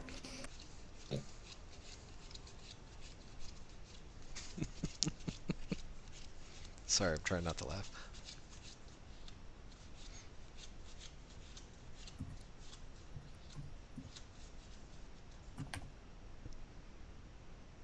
So, as the night grows darker, I mean it's still overcast within the sky. So a lot of what you would imagine would be a beautiful night sky full of gently dancing lights from the stars above are blotted out. And while there is moonlight that is kind of permeating throughout the space, it is dimmed heavily by a lot of cloud cover. The night is dark. It might be full of terrors, but you don't know. For all we know, there's a whole civilization of ant people out in those hills. Oh, yeah, those guys. Although, stop with this. Night is full of terrors. Oh god, they're gonna start burning kids. Well, so what do we tell them? We tell them we're willing to go to Yartar, we'll take the poison, we'll talk to people there. If it seems like they're in the right, maybe we do it. If it seems like they're in the wrong, figure it out then. Seems like if we commit, we should try to remain unseen. We do have a reputation to uphold. I don't think it'd be a problem if some common people saw us, would it? Just go into an inn. We should also find out if there's any, like what kind of a reassurance can they give us if we fail, or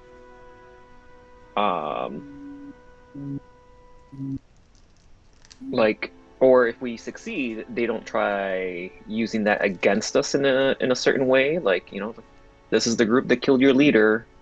Let's get them and have the whole town reunite, or team up with them. If that makes sense.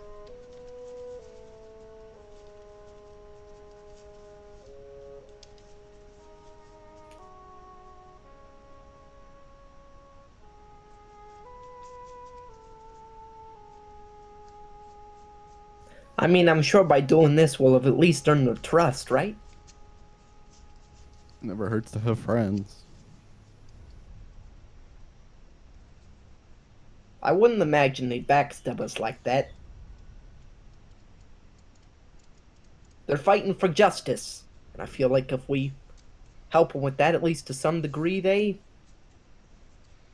may even owe us one.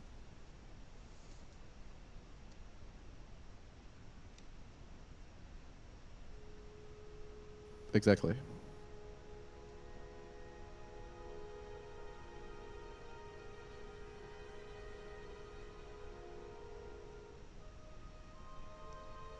DM, I know it's. I was going to ask earlier, but Mhm. it was after the conversation with them. Am I able to see if maybe they like an insight to see if any of them were lying or anything like that? During which part of the conversation? I guess the. Oh man. Um. Geez, I was just kind of referring overall, but Well, so I will give you an insight I'm fine if check it. if you were trying Oh, to get a sense of whether or not this is just some kind of like large ploy to trap you, I was or gonna say if you have if it seemed like they were holding something back from us, if hmm, that seems simpler. make an insight check.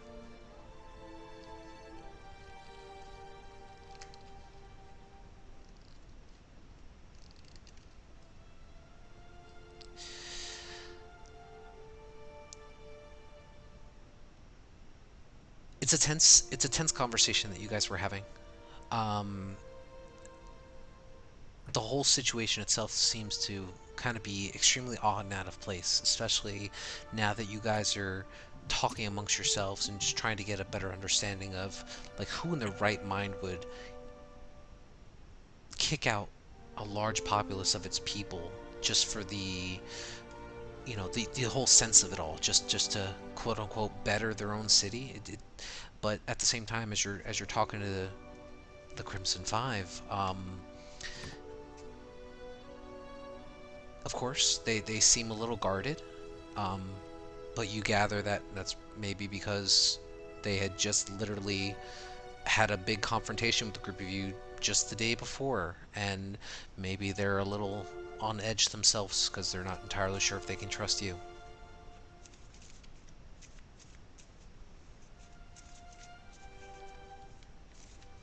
But you're not And sure. I don't think it was mentioned, but I'd like to ask them if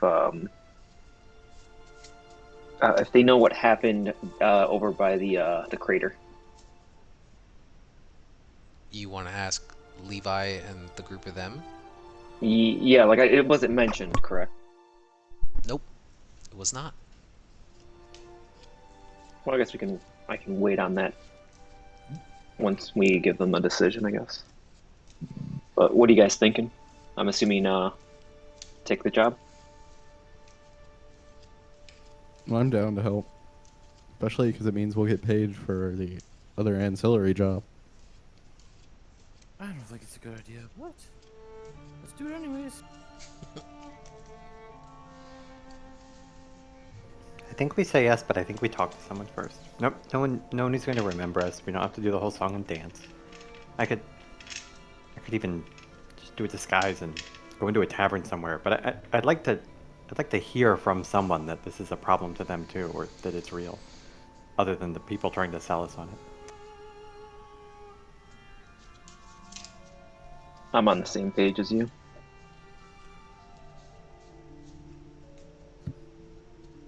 Okay.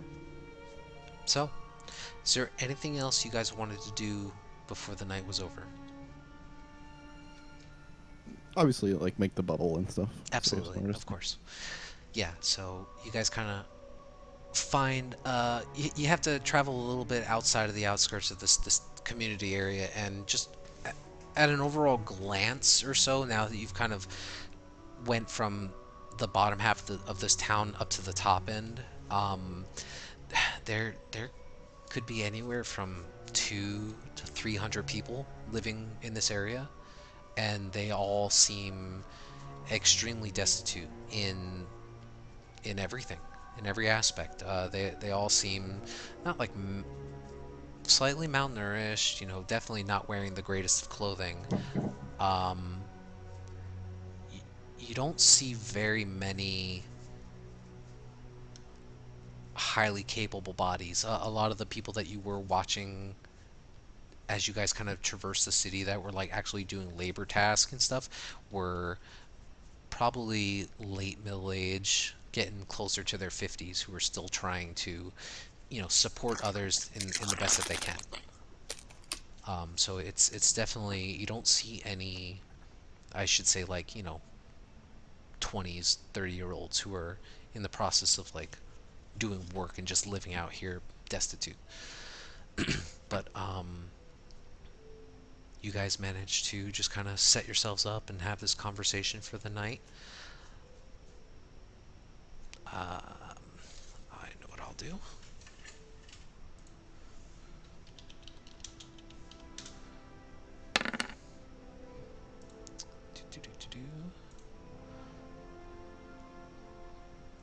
Where did you guys go? One, two. Eva, make a perception check for me for watch. Okay. Um, Throughout most of the night, it's relatively quiet. You do hear some talking and whatnot coming from within the slums themselves, but as you guys kind of sit protectively within your bubble and everyone's asleep, Eva, while you're on watch, you actually do happen to catch one of the Crimson Five who have been kind of perched up, maybe a good 600 or so feet away from you. They're doing their best to try to conceal their presence, but you get the sense that you're being watched. Just kind of smile and wave at them. Whichever one of them is out there, you can't really tell with the darkness of the shadows around. They don't acknowledge or anything. there's a brief moment where you see them disappear out of view.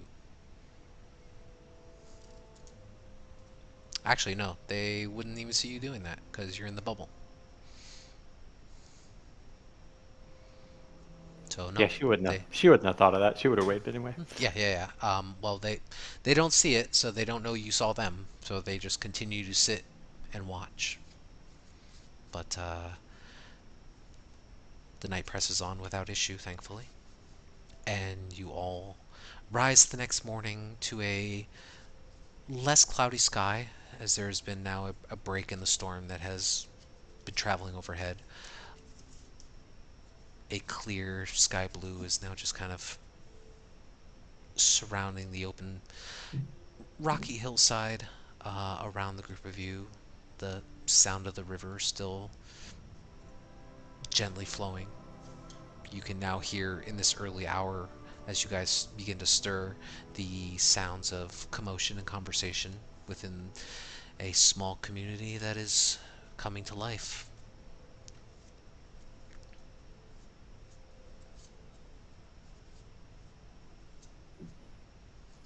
Oh, Barry. Hey guys, really quick, I just had a crazy idea. What if instead of the poison,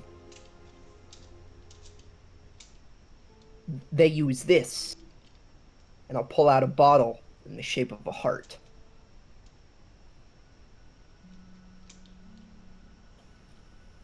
What's that? We could just make all of the politicians fall in love with each other. Have an orgy, and then we kill them while they're all doing it. Remember when I said that we weren't the stealthiest group? That feels extremely conspicuous. Like This is like what an- I was talking Like about. a murder orgy feels like the most conspicuous thing. Yeah, maybe you're right. I just thought it would have been funny to see, like, a whole bunch of related people like, hey, we work together, but who cares? Throw off their clothes and stuff. Never mind. Maybe it was just a weird fever dream. I put away the filter. Okay. Do you even have enough of that stuff that plan would even be able to unfold? I don't know. Do they have enough of the poison to make it work?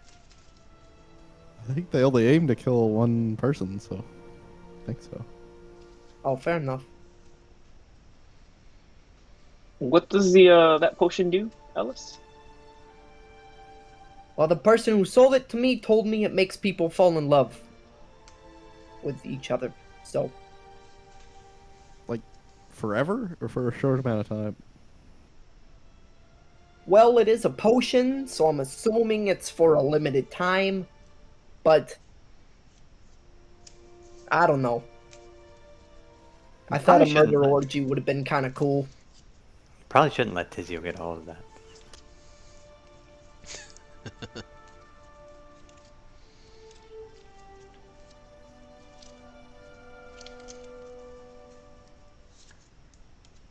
Who sold this to you again, Ellis? I'm just wondering. For a friend. Same person who sold me this pair of night vision goggles.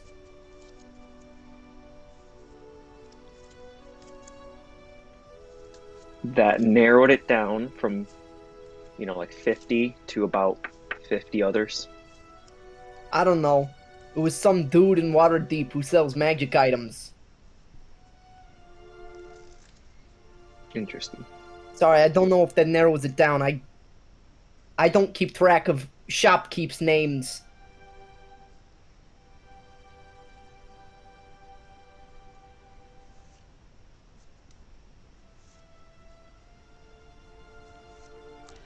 So, after you all kind of have breakfast and converse briefly amongst yourselves, what do you guys do for the day?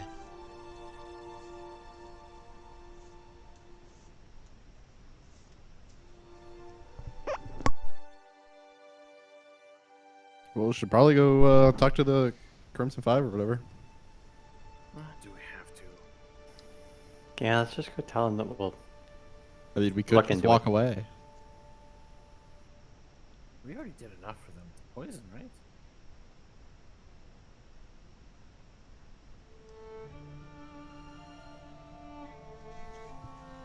Can you guys hear him? Yeah. Okay. I think we should help them. Well, I mean, Alright. worst case, some rich asshole ends up dead. Tell him what your heart says, Perry. I just don't think it's our place. That's gross.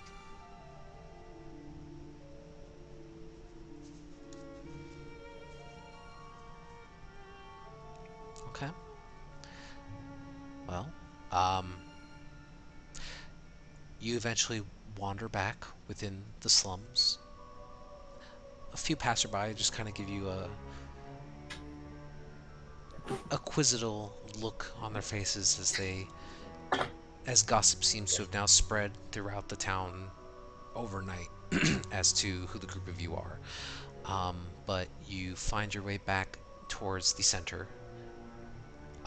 Thankfully, the sun hasn't been out long enough for that stench to get just that bit of ripeness that makes you want to throw up all over yourself. So you kind of hurry through and find yourself back within the small abode with the seemingly alchemical lab of sorts. And as you guys first enter into the small flap, you see that Nestra is currently there in the process of like frantically working back and forth. She seems to be rather tired, as you can see that there are like slight dark brown circles underneath her eyes. She kind of looks over to the group of you and she says, "Ah, well, you're early, but I'm almost done. What do you want?" Looks like exhaustion level 1. You should probably go get some rest.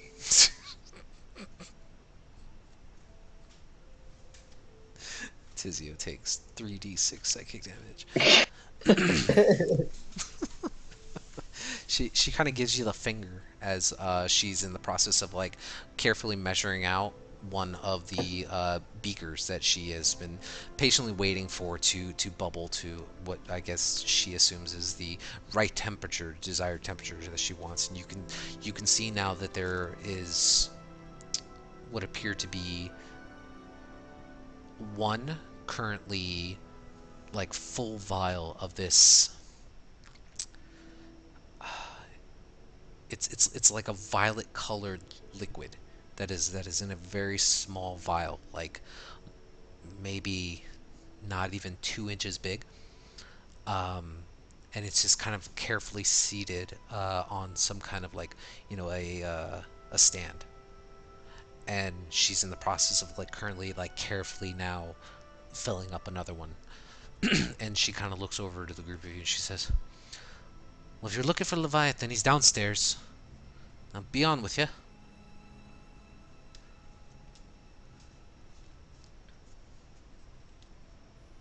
Such friendly revolutionaries. Go downstairs. She she kind of looks over to you, Eva, and she's like, "Well, I'm sorry. Would you like a spot of tea? I've been up all night." But you guys kind of make your way downstairs. I would like some tea. I would have actually taken some tea. Okay, she will gladly bring you some tea. I'm not gonna drink that tea. Yep, she will happily bring you tea. Um, you make your way back down the long ladder until you reach the familiar stone surface of the cavern below. And within short time, you enter into the large cavern interior where you can see now um, Levi and one other individual, the human male, who is rather mousy in appearance, but just still in the process of like just quietly thumbing through what appears to be like some book or something. You're not entirely sure. And he just kind of nudges Levi under the shoulder. Levi turns to look at the group of you and he says, thank you, Dactylus. Well, I trust you've all slept well.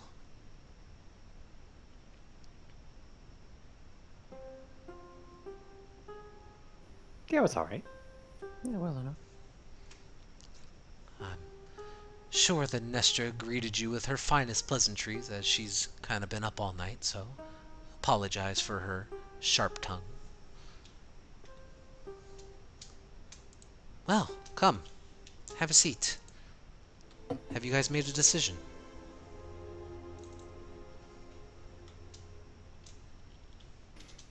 Yes. We've decided we'll help you. We'll take the poison, and we'll go to Yartar. We'll need to learn a little bit more about where exactly we're taking it, what this target looks like, and how I the assume, poison is meant to be administered. yeah, I assume there's a plan for how we get the poison to her, right? It's not just like, oh, good luck. You know, if you get caught, it's fine because we're not involved. There's a look of, like, that face your mom makes when you try to give her some BS excuse and she looks at you like, come on. That's what you get from Levi. And he kind of looks at you like, we haven't just been sitting idle hoping for an opportunity. Of course we've been doing planning and reconnaissance as needed. It's taken us some time, but yeah, absolutely. Um, we've managed to get a pretty decent understanding of the layout of the Water Baron's mansion and their typical schedule. We will provide this information to you, and how you use it to come up with a way to infiltrate their home and administer this poison, well, we can simply discuss that together, and I will leave the bulk of that up to your ingenuity. This is not going to yield a stealthy plan. Well, things change, and quite rapidly, so I can't give you a take 10 steps and turn left here kind of situation. Anything could happen. A guard could call in sick. The Water Baron might decide to do something at the spur of the moment. But we will arm you with the information that we have.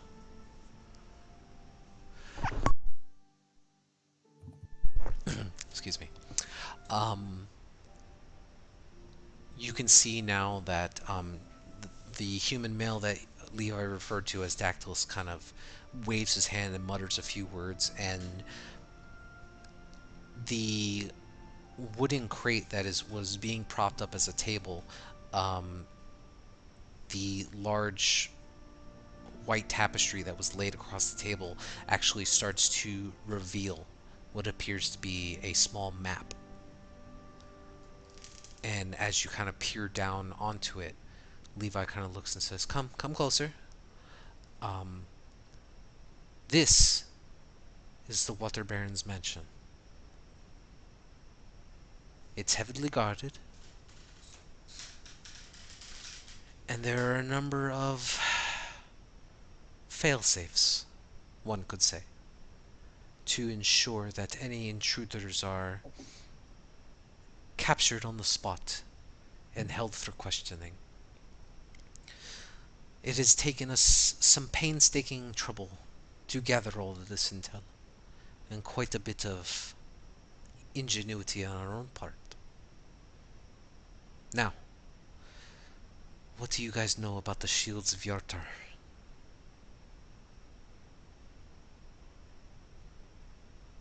Assume we know nothing and explain it all to us. Assume we are from a faraway land that isn't the Sword Coast. The shields of Yartar are like Waterdeep's city watch. They are the guards that patrol the cities, and they enforce the rules of the Water Baron. What she says, they do, to put it plainly. Outside of the Water Baron's mansion, it's pretty easy to get by. They don't typically harass others unless you are causing some sort of commotion. But within the complex itself, and you watch as he kind of taps onto the map, there are a few things you must know. One, the building is protected by a ward. Any type of instrument that will slash or pierce your opponent will do no harm. It will shed no blood. With that in mind, the shield of Yartar are equipped with maces and clubs and other bludgeoning type objects. Do you understand?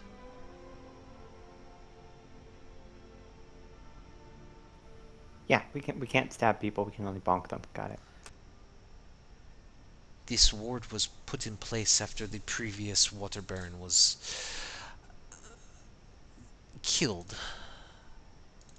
More specifically, let's see. After Alahar was murdered during a dispute of some trade agreements within its halls.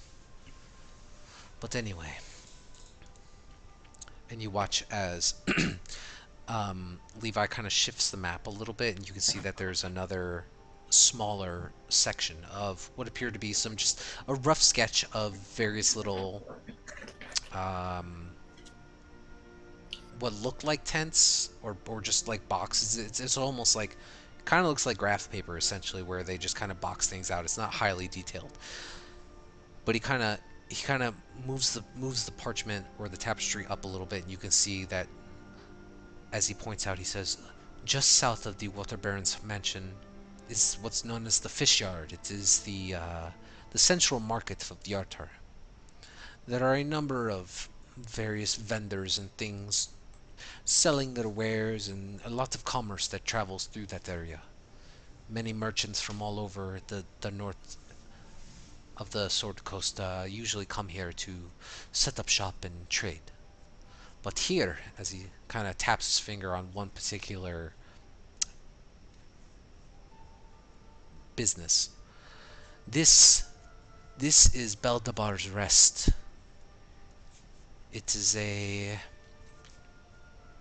storefront that is run by a halfling female named Norda. Underneath is a more interesting little place. There is a small tavern down below, known only to a very few who give Norda the correct passphrase. The lion bites the head. If you go here, find the man named Beldabar. He owns the rest. He can talk to you more about the ins and outs of the city guard and their current whereabouts, as we don't have eyes on it 24 hours a day. But he does. He is helping us.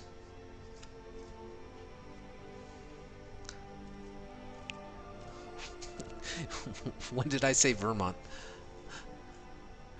No, that was Tizio's faraway land. Oh, I was so confused. um,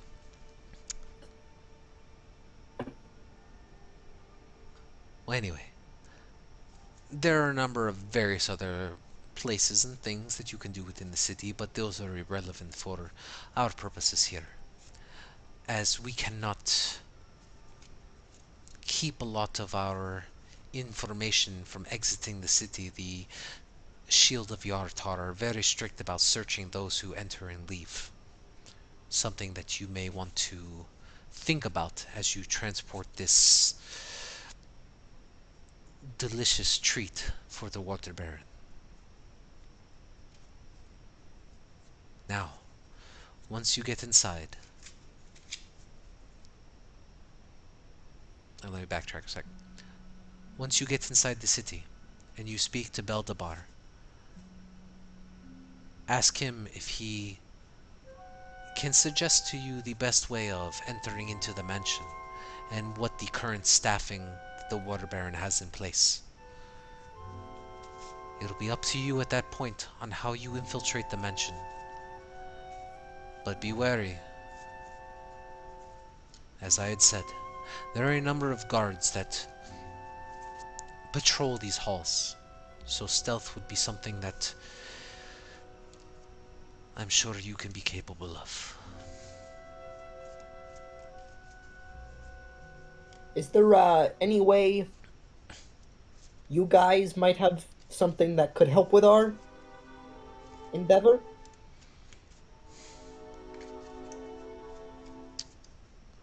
Make a persuasion check. I'm real good at these.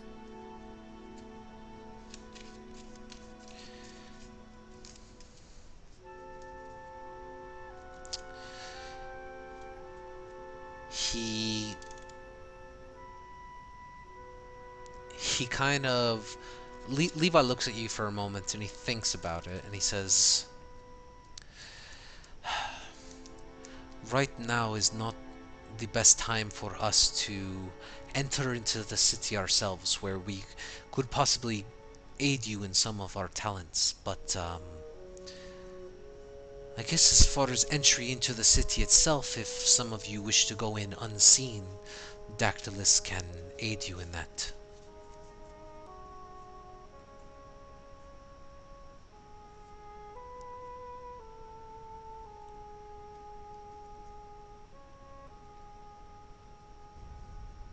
The poison lady upstairs can't make like potions of invisibility or something that could actually help us during the you know Uh, at, thing into the castle. at the mention of you saying like potions or being invisible, Dactylus actually speaks up for the first time and he says, "Well, I don't know about potions, but I have a scroll that can make at least two of you invisible for a while. Hopefully, that will suffice." Oh, I could make another two of us invisible. Because I can climb walls. It might not be best to climb any of the walls of Yartar, especially if you're entering in from the western side. There is a large bridge that you must cross. The main part of Yartar is actually across the river, so the only real entrance is either through the western gate or the eastern gate.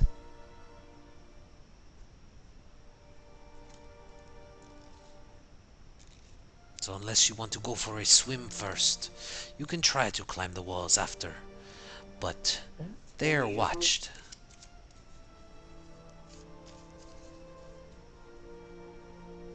I don't imagine anyone would pay us much mind walking in through the gate.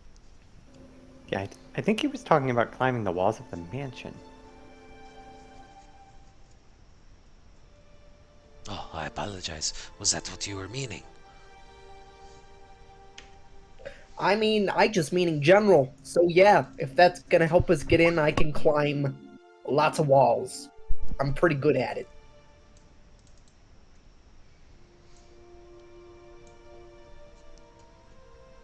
Well, what you do and how you get into the mansion will be solely unto you and Beldabar once you talk to him. I don't know what the current staffing of the mansion is right now. We only know that the Water Baron typically keeps herself within there for fear of paranoia.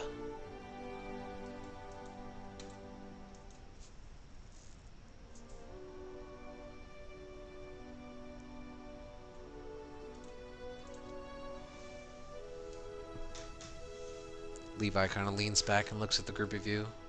Well, any thoughts? Seems like the plan will develop as we talk to that Beldabear guy.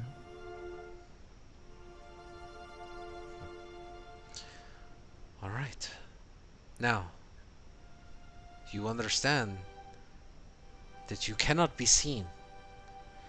If you were to be caught within the mansion, well, let's just say that it did not originate from here. Their guards are quite loyal to the Water Baron. Don't get me wrong. We're not saying that they're in love with the woman. It's it's more of a out of necessity and fear.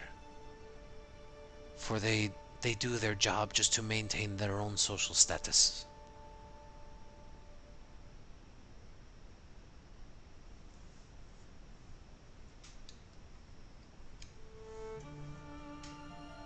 Well, I've got a lot of money. Money could help. I'm sure you can find a couple who would turn a blind eye for a short amount of time, and that may work for those who work outside of the mansion. Don't expect it to work within. And when all this is over and we've done the deed, someday in the future we'll be able to call on you guys for a favor if we ever need it.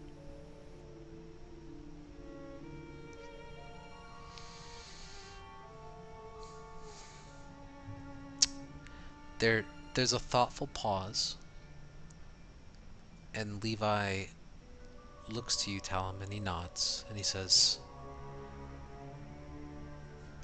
"Not only will we..." What's the words I'm looking for? Not only will we restore Yartar to what it rightfully should be, not a monarch who decides to rule with an iron fist. You will most certainly have our gratitude and that of our people. I'm sure you think it weird that so many would just allow us to be extradited from our own homes so easily. But I tell you, it is not because they want to. But I'm sure you will figure that out in time.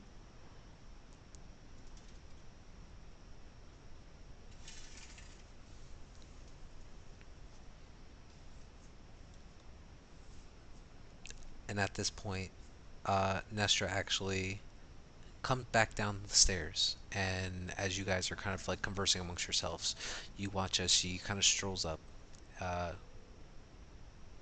setting down two vials. There's this very bright violet vial, like I said, about 2 inches tall, and even though there is little to no light in here, these vials, they kind of glow slightly on their own. And she kind of lets out this sigh of like exasperation, and she looks over to Levi and she says, "Well, thanks to them, I was able to make two." And Levi nods and kind of pats her on the shoulder. He says, "Well, good. Hopefully they only need the one." And he pockets one and hands you the other.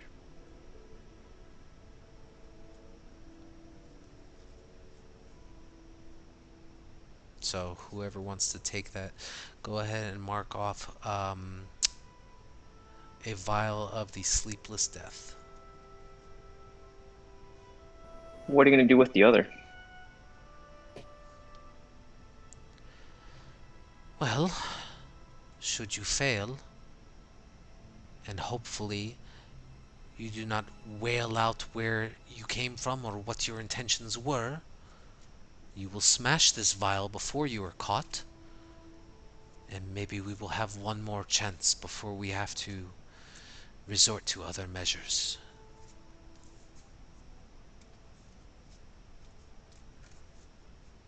So, Eva, you gonna hold on to it? Yeah, I'll take it.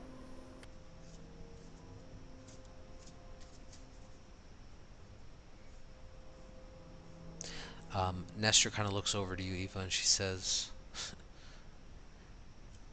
"This can be applied a few different ways. It can be ingested, whether poured on food or drink, or just ingested directly. Um, and she tries to think for a minute as like how else you could apply it in the situation. She says, I mean, typically, if you ran it on a blade and let it imbue for a little bit, and if you were to able to pierce the skin, you could inject it that way as well. But I'm sure Leviathan has already told you you can't do that within the mansion. So you only really have one shot at doing it. They have to consume it.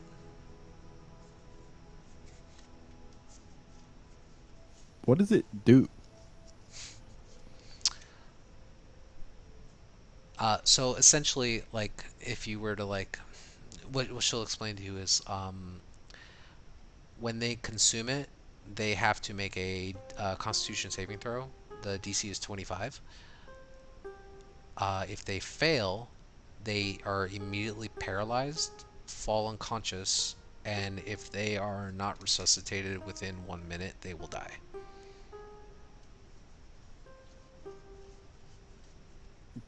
Do we need to do anything to ensure someone doesn't wake her up? Yeah. And Go ahead. I was also going to add to that. And there's no way. Obviously, it's a purple worm poison. Like, is there, any way they can trace that? As in, how did this get into that type of thing? Versus it being, versus it trying to, I guess, something. Versus it being something that seems more of a natural, I guess, death, or allergic reaction type thing. This is one of the finest, if not the finest, poisons that I have ever concocted. This will simply look like they had felled from a heart attack or stroke. Undetectable. No magic will discern it. If they consume this and they manage to be untreated for the length of time required, they will cease. Ideally, you want this to be taken while she is within her chambers, preferably alone. It will be swift, it will be silent, and none will be the wiser till the morning breaks.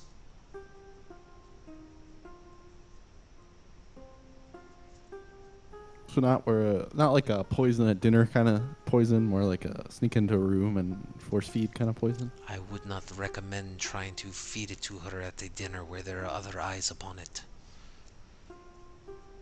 Then obviously everyone will know something is amiss.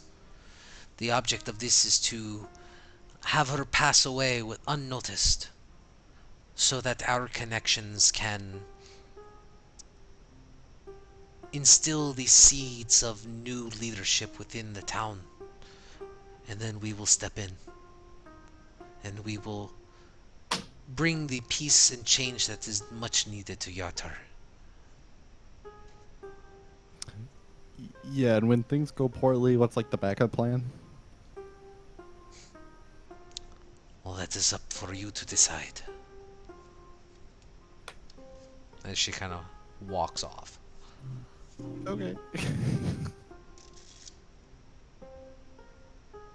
But Levi just kind of looks and smirks, and then he says, I mean, she's not completely wrong. You have one shot at this. It just cannot come back to us. If it is known that any of us were involved in this, it will look poorly when we try to unseat the current government. There are a few within who no longer wish to see the Water Baron in charge. And of course they have aspirations of taking up the mantle themselves. But they will sit back if they know that this can be done quickly and quietly.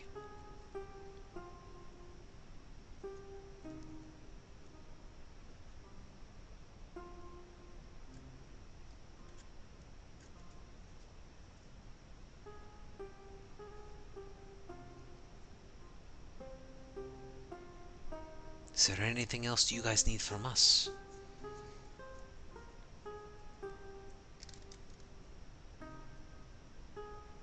Well, I'm good to go.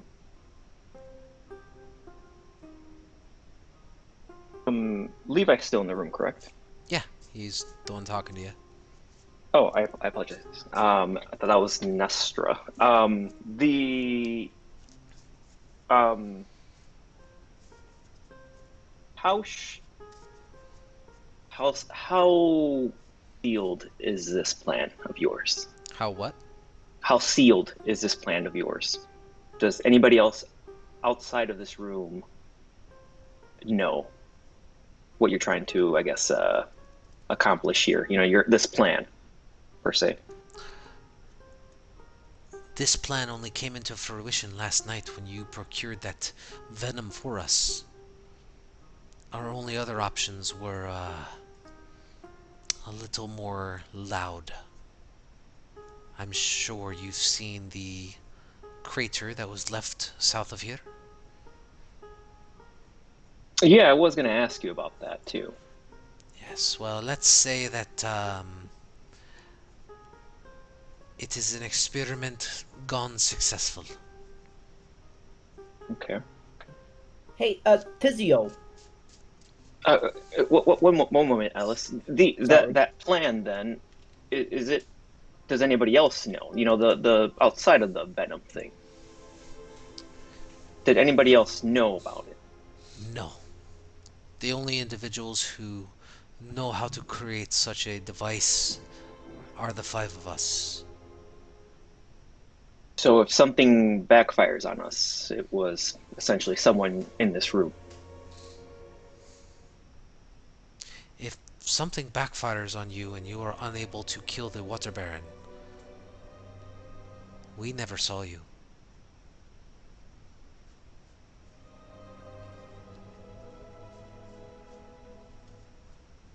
It I'm is sorry, what was that, Ellis? Oh, you can fix like rips in my clothes, right? I can try. Well, with your wasn't it whose magic can fix rips? I can fix it for you. Yeah, that's what I thought. Someone patched up my clothes the other day. Who Yeah, I was it? believe it was Perry. Perry. Yeah. Weird idea. And maybe this is just a stupid stereotype, but here's my one piece of brain that's been traveling for a bit. Could you make using that spell? Could you make an opened wine bottle look unopened? Because rich people like wine.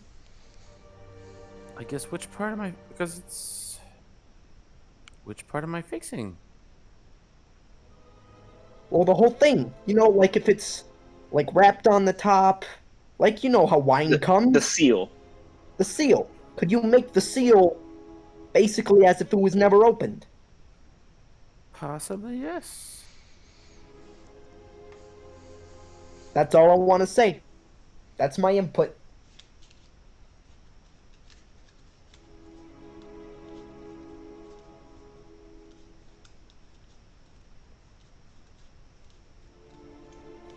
It's a potential avenue. That's a good idea, Ellis. That's a great idea.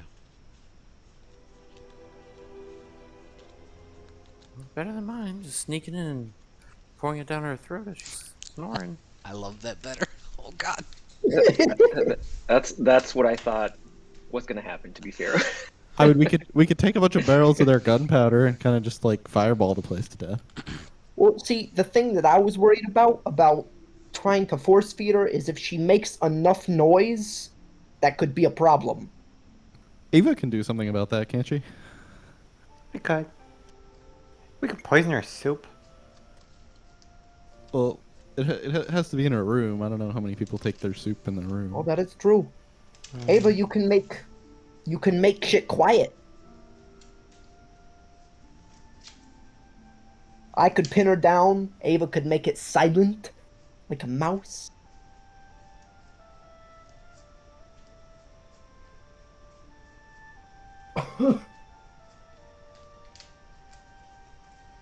Tizio, make a perception check.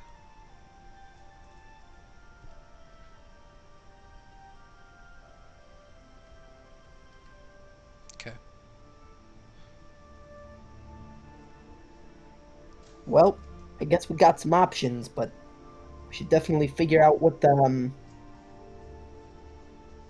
this this Valdebar has to say about us getting in.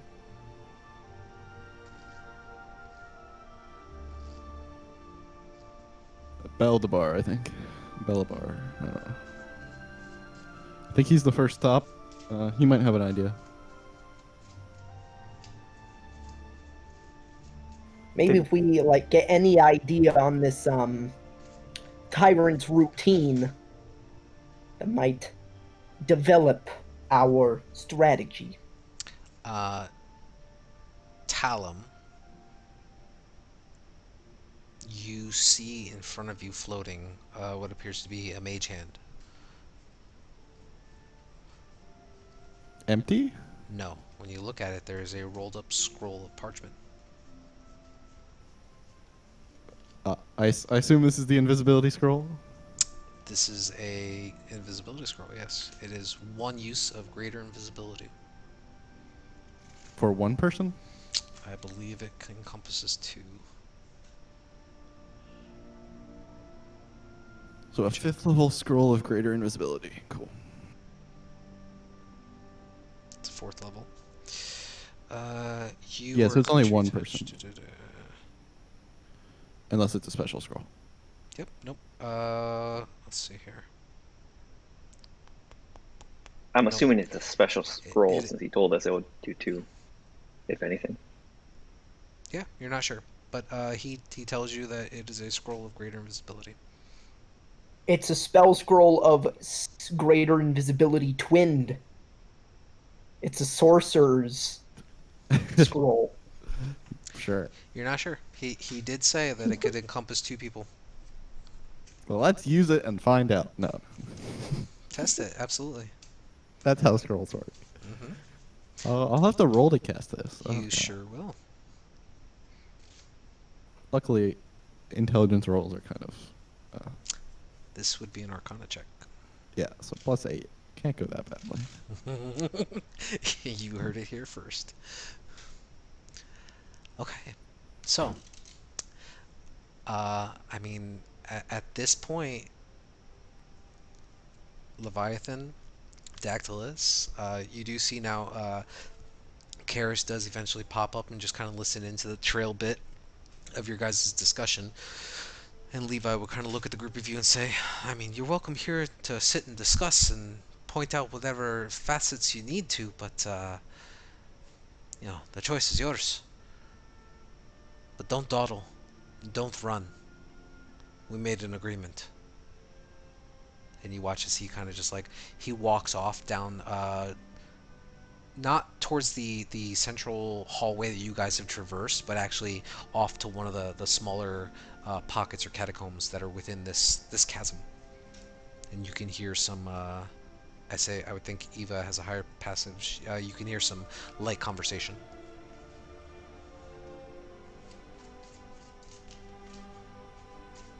Are we alone now? Nope. You see the half-orc Karis and the mousy human Dactylus are just kind of standing there. They're not like in your guys' bubble, but they're within the vicinity and they're keeping eyes on you. You get the sense that they are constantly keeping eyes on you. Tizio, any idea how they have gauntlets like yours? No clue. No clue at all. Vermilion is the one who created these. You see as Karis kind of speaks up a little bit, and you watch as he lifts up his left hand, and he actually has one of those gauntlets on. Smaller than yours, but very similar, with what appears to be like some kind of black gem or something in the center.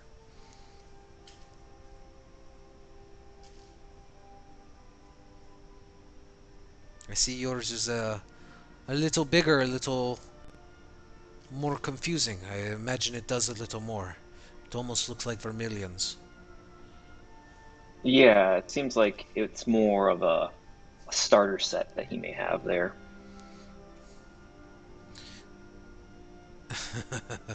Well, I don't know about that. Him and Garrett have been working on some designs for quite a number of years. Ah, so Garrett knows about this? You were hired, if I remember correctly.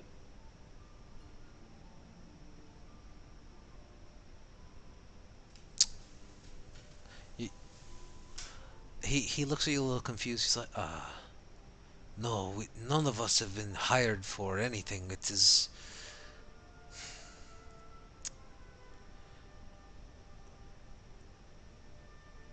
Let me see. We we have banded together under Leviathan's guidance to bring about change to Yartar. I was not hired for anything. So why is Garrett giving you, you know, letting you steal, I guess, his merchandise?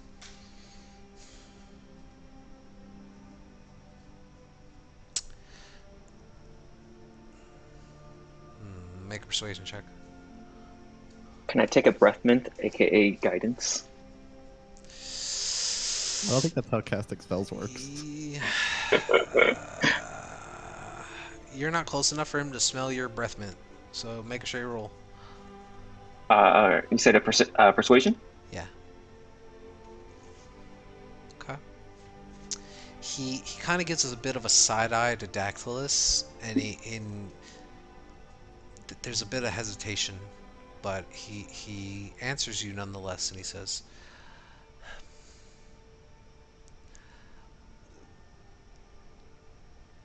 Garrett does not know that we are the ones stealing his stuff.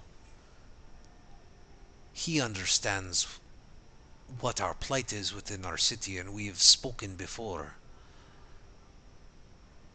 But we are given clues as to when the next shipment of precious materials would be coming along, and we're procuring it for better purposes than to elevate the rich.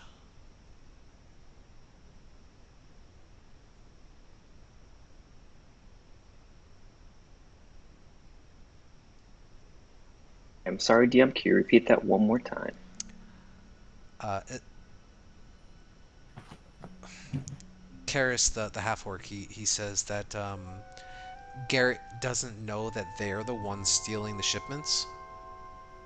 Garrett understands that the slums are in their current situation, and somehow, unknown to Karis, they are given information as to when the shipments are going to arrive, and so they decide to reallocate the materials for the um, betterment of saving Yartar.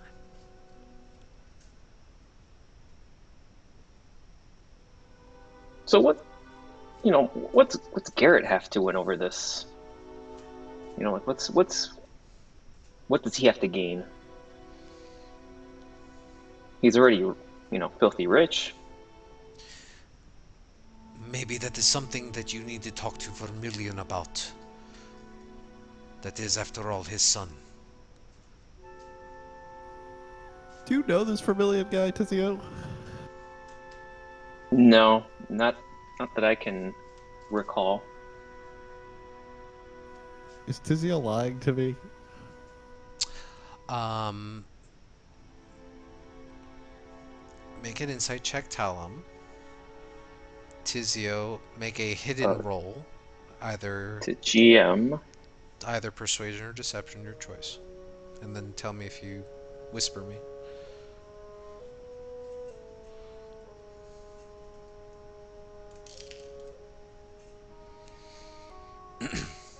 Okay, that's fine.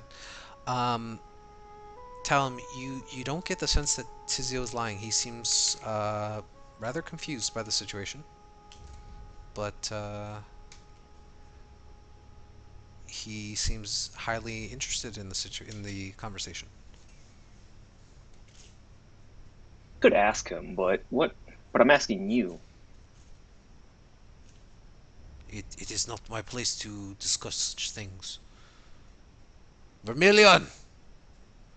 Why'd you have to call him over? No, it's just making things awkward. So that there was some sounds coming off and echoing from the nearby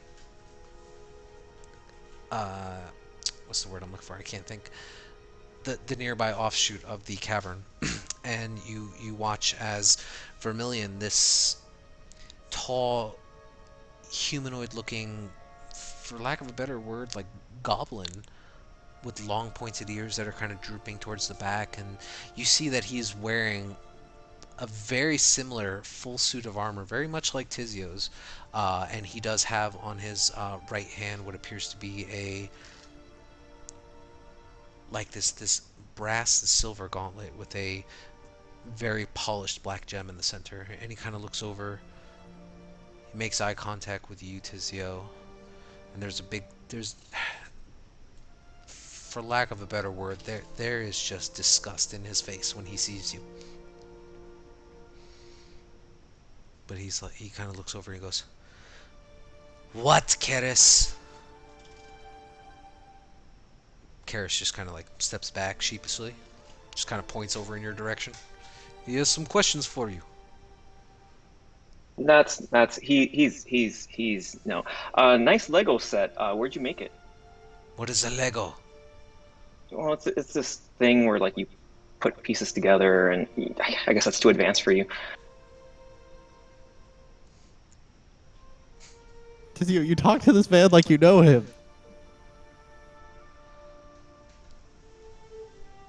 I have nothing to say to you, murderer. Go do what you were here to do and leave me alone. Sure. Please go on. That And I'm gonna kind of get in his face. you get to his face? Yeah.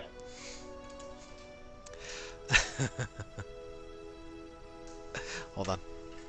I have to roll something.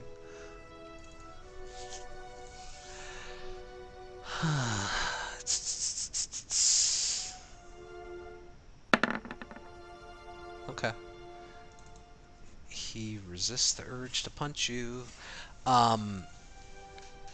He looks you dead in the eyes, and as you stand very close to him, you can see the sharp pointed teeth that kind of brim from his mouth as he lets out this low guttural growl. But he stares right back down at you, slightly a little taller than you, and you can almost faintly see this spark of some kind of like electrical energy or something emanate from the sides of his eyes. How dare you approach me after what you did? The Sidirus deserved a better death than what you brought them. Then he spits in your face.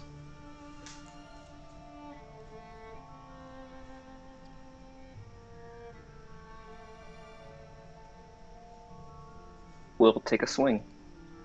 Who are these Sidirus? Oh god. Make an attack roll. Are you just punching him? Yeah. Is there a certain? It's a D20 plus your strength. Oh god, this is not gonna go well. Because you're just trying to make it. It's like an unarmed attack.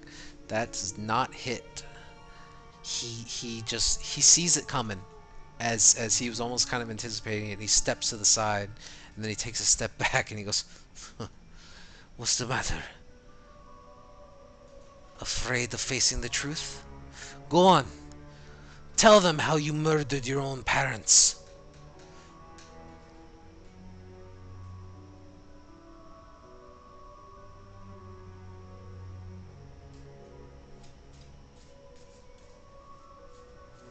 Can I take a second swing at him for the extra attack? Go for it. This is still not gonna end well, but He just dodges again as he says it, and you can see now that there's a smile kind of encroaching on his face. I knew you were nothing more than a pissant. Garrett was right about you. I should kill you where you stand. But he turns and he walks away regardless.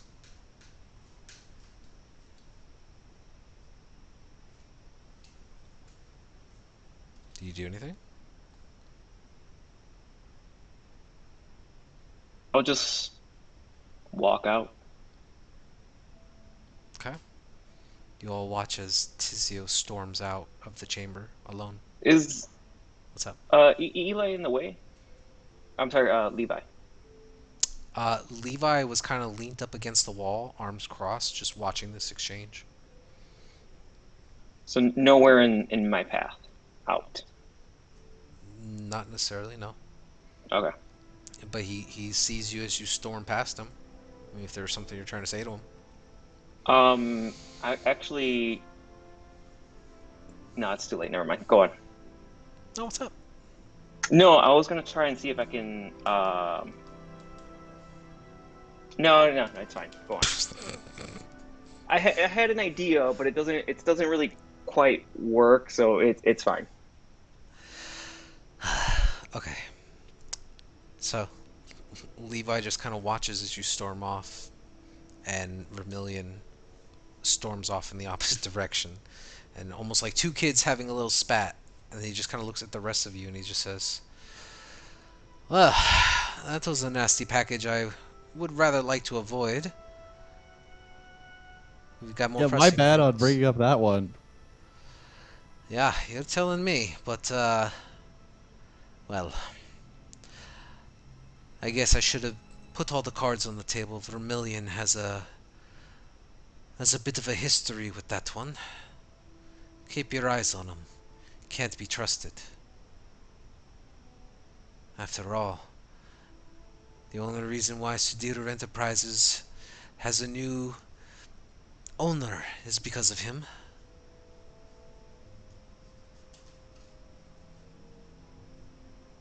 Anyway, we'll be here if you need anything.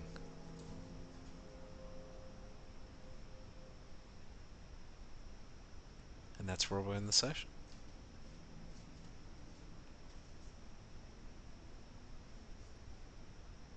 All right. Good job, guys. Stuff. I just can't hit this guy ever, can I? No. That guy does not like you at all. Thought we're gonna be in a fight. Oof. I mean, you know, he knows better than to go into an all-out fight with you, especially after you guys just made an agreement, so... But I think Tizio is fuming right now. How dare you kill your parents, you son of a bitch. Alright. You guys have any questions on me? No. Not myself. Are we playing next week? Yes. Is there Sounds something? good. There's nothing on the calendar, right? Not that I know of. No Just curious. holidays or anything. Let me check real quick. We are playing next week. Cool. All See you right. then. Yeah. Have a good one. Thanks Nice. for playing, everybody. Hopefully it was fun. Yeah, for sure. It was good I have stuff. I have a weird question. Don't you add your proficiency bonus to your unarmed strikes? He could. Yeah, I believe. Everyone's proficient with unarmed strikes, right? Is I'll that double true? check. Yeah, Let me didn't check. know. Hold on. Let me double check because I'm not sure. because I'm just looking it over real quick. I looked into the monk class, and at first level, martial arts doesn't say it gives you proficiency with unarmed strikes, which would probably entail that everyone is proficient with them. Give me one second. I know a lot of times or at some point, didn't they change the rules for unarmed strikes where before it was just like a D4, but then at a certain point they changed it to be like a straight number or something like that plus your modifier. I could be incorrect. It's 1 plus your strength. Yeah, modifier. everyone's proficient with unarmed strikes, it seems like. Yeah. So, what's your proficiency? +3? Yes. No, still doesn't hit. 19 does not hit him. Right, because you rolled a 16 on one hit? Yeah. Yeah. Yeah, so does not hit. Thankfully. Armored boy. Woo! Wow, he's like Tizio. Anyway, Like, I'm out. Yep. Thanks for playing, everybody. I Have a appreciate good it. one. Thanks for the game. Peace out, people. Hopefully Yeah. it was fun to throw you guys into a bit of a political situation. I like it. Alright. I'll see you guys next week. Yeah. Have a good night, guys. Thanks, you too.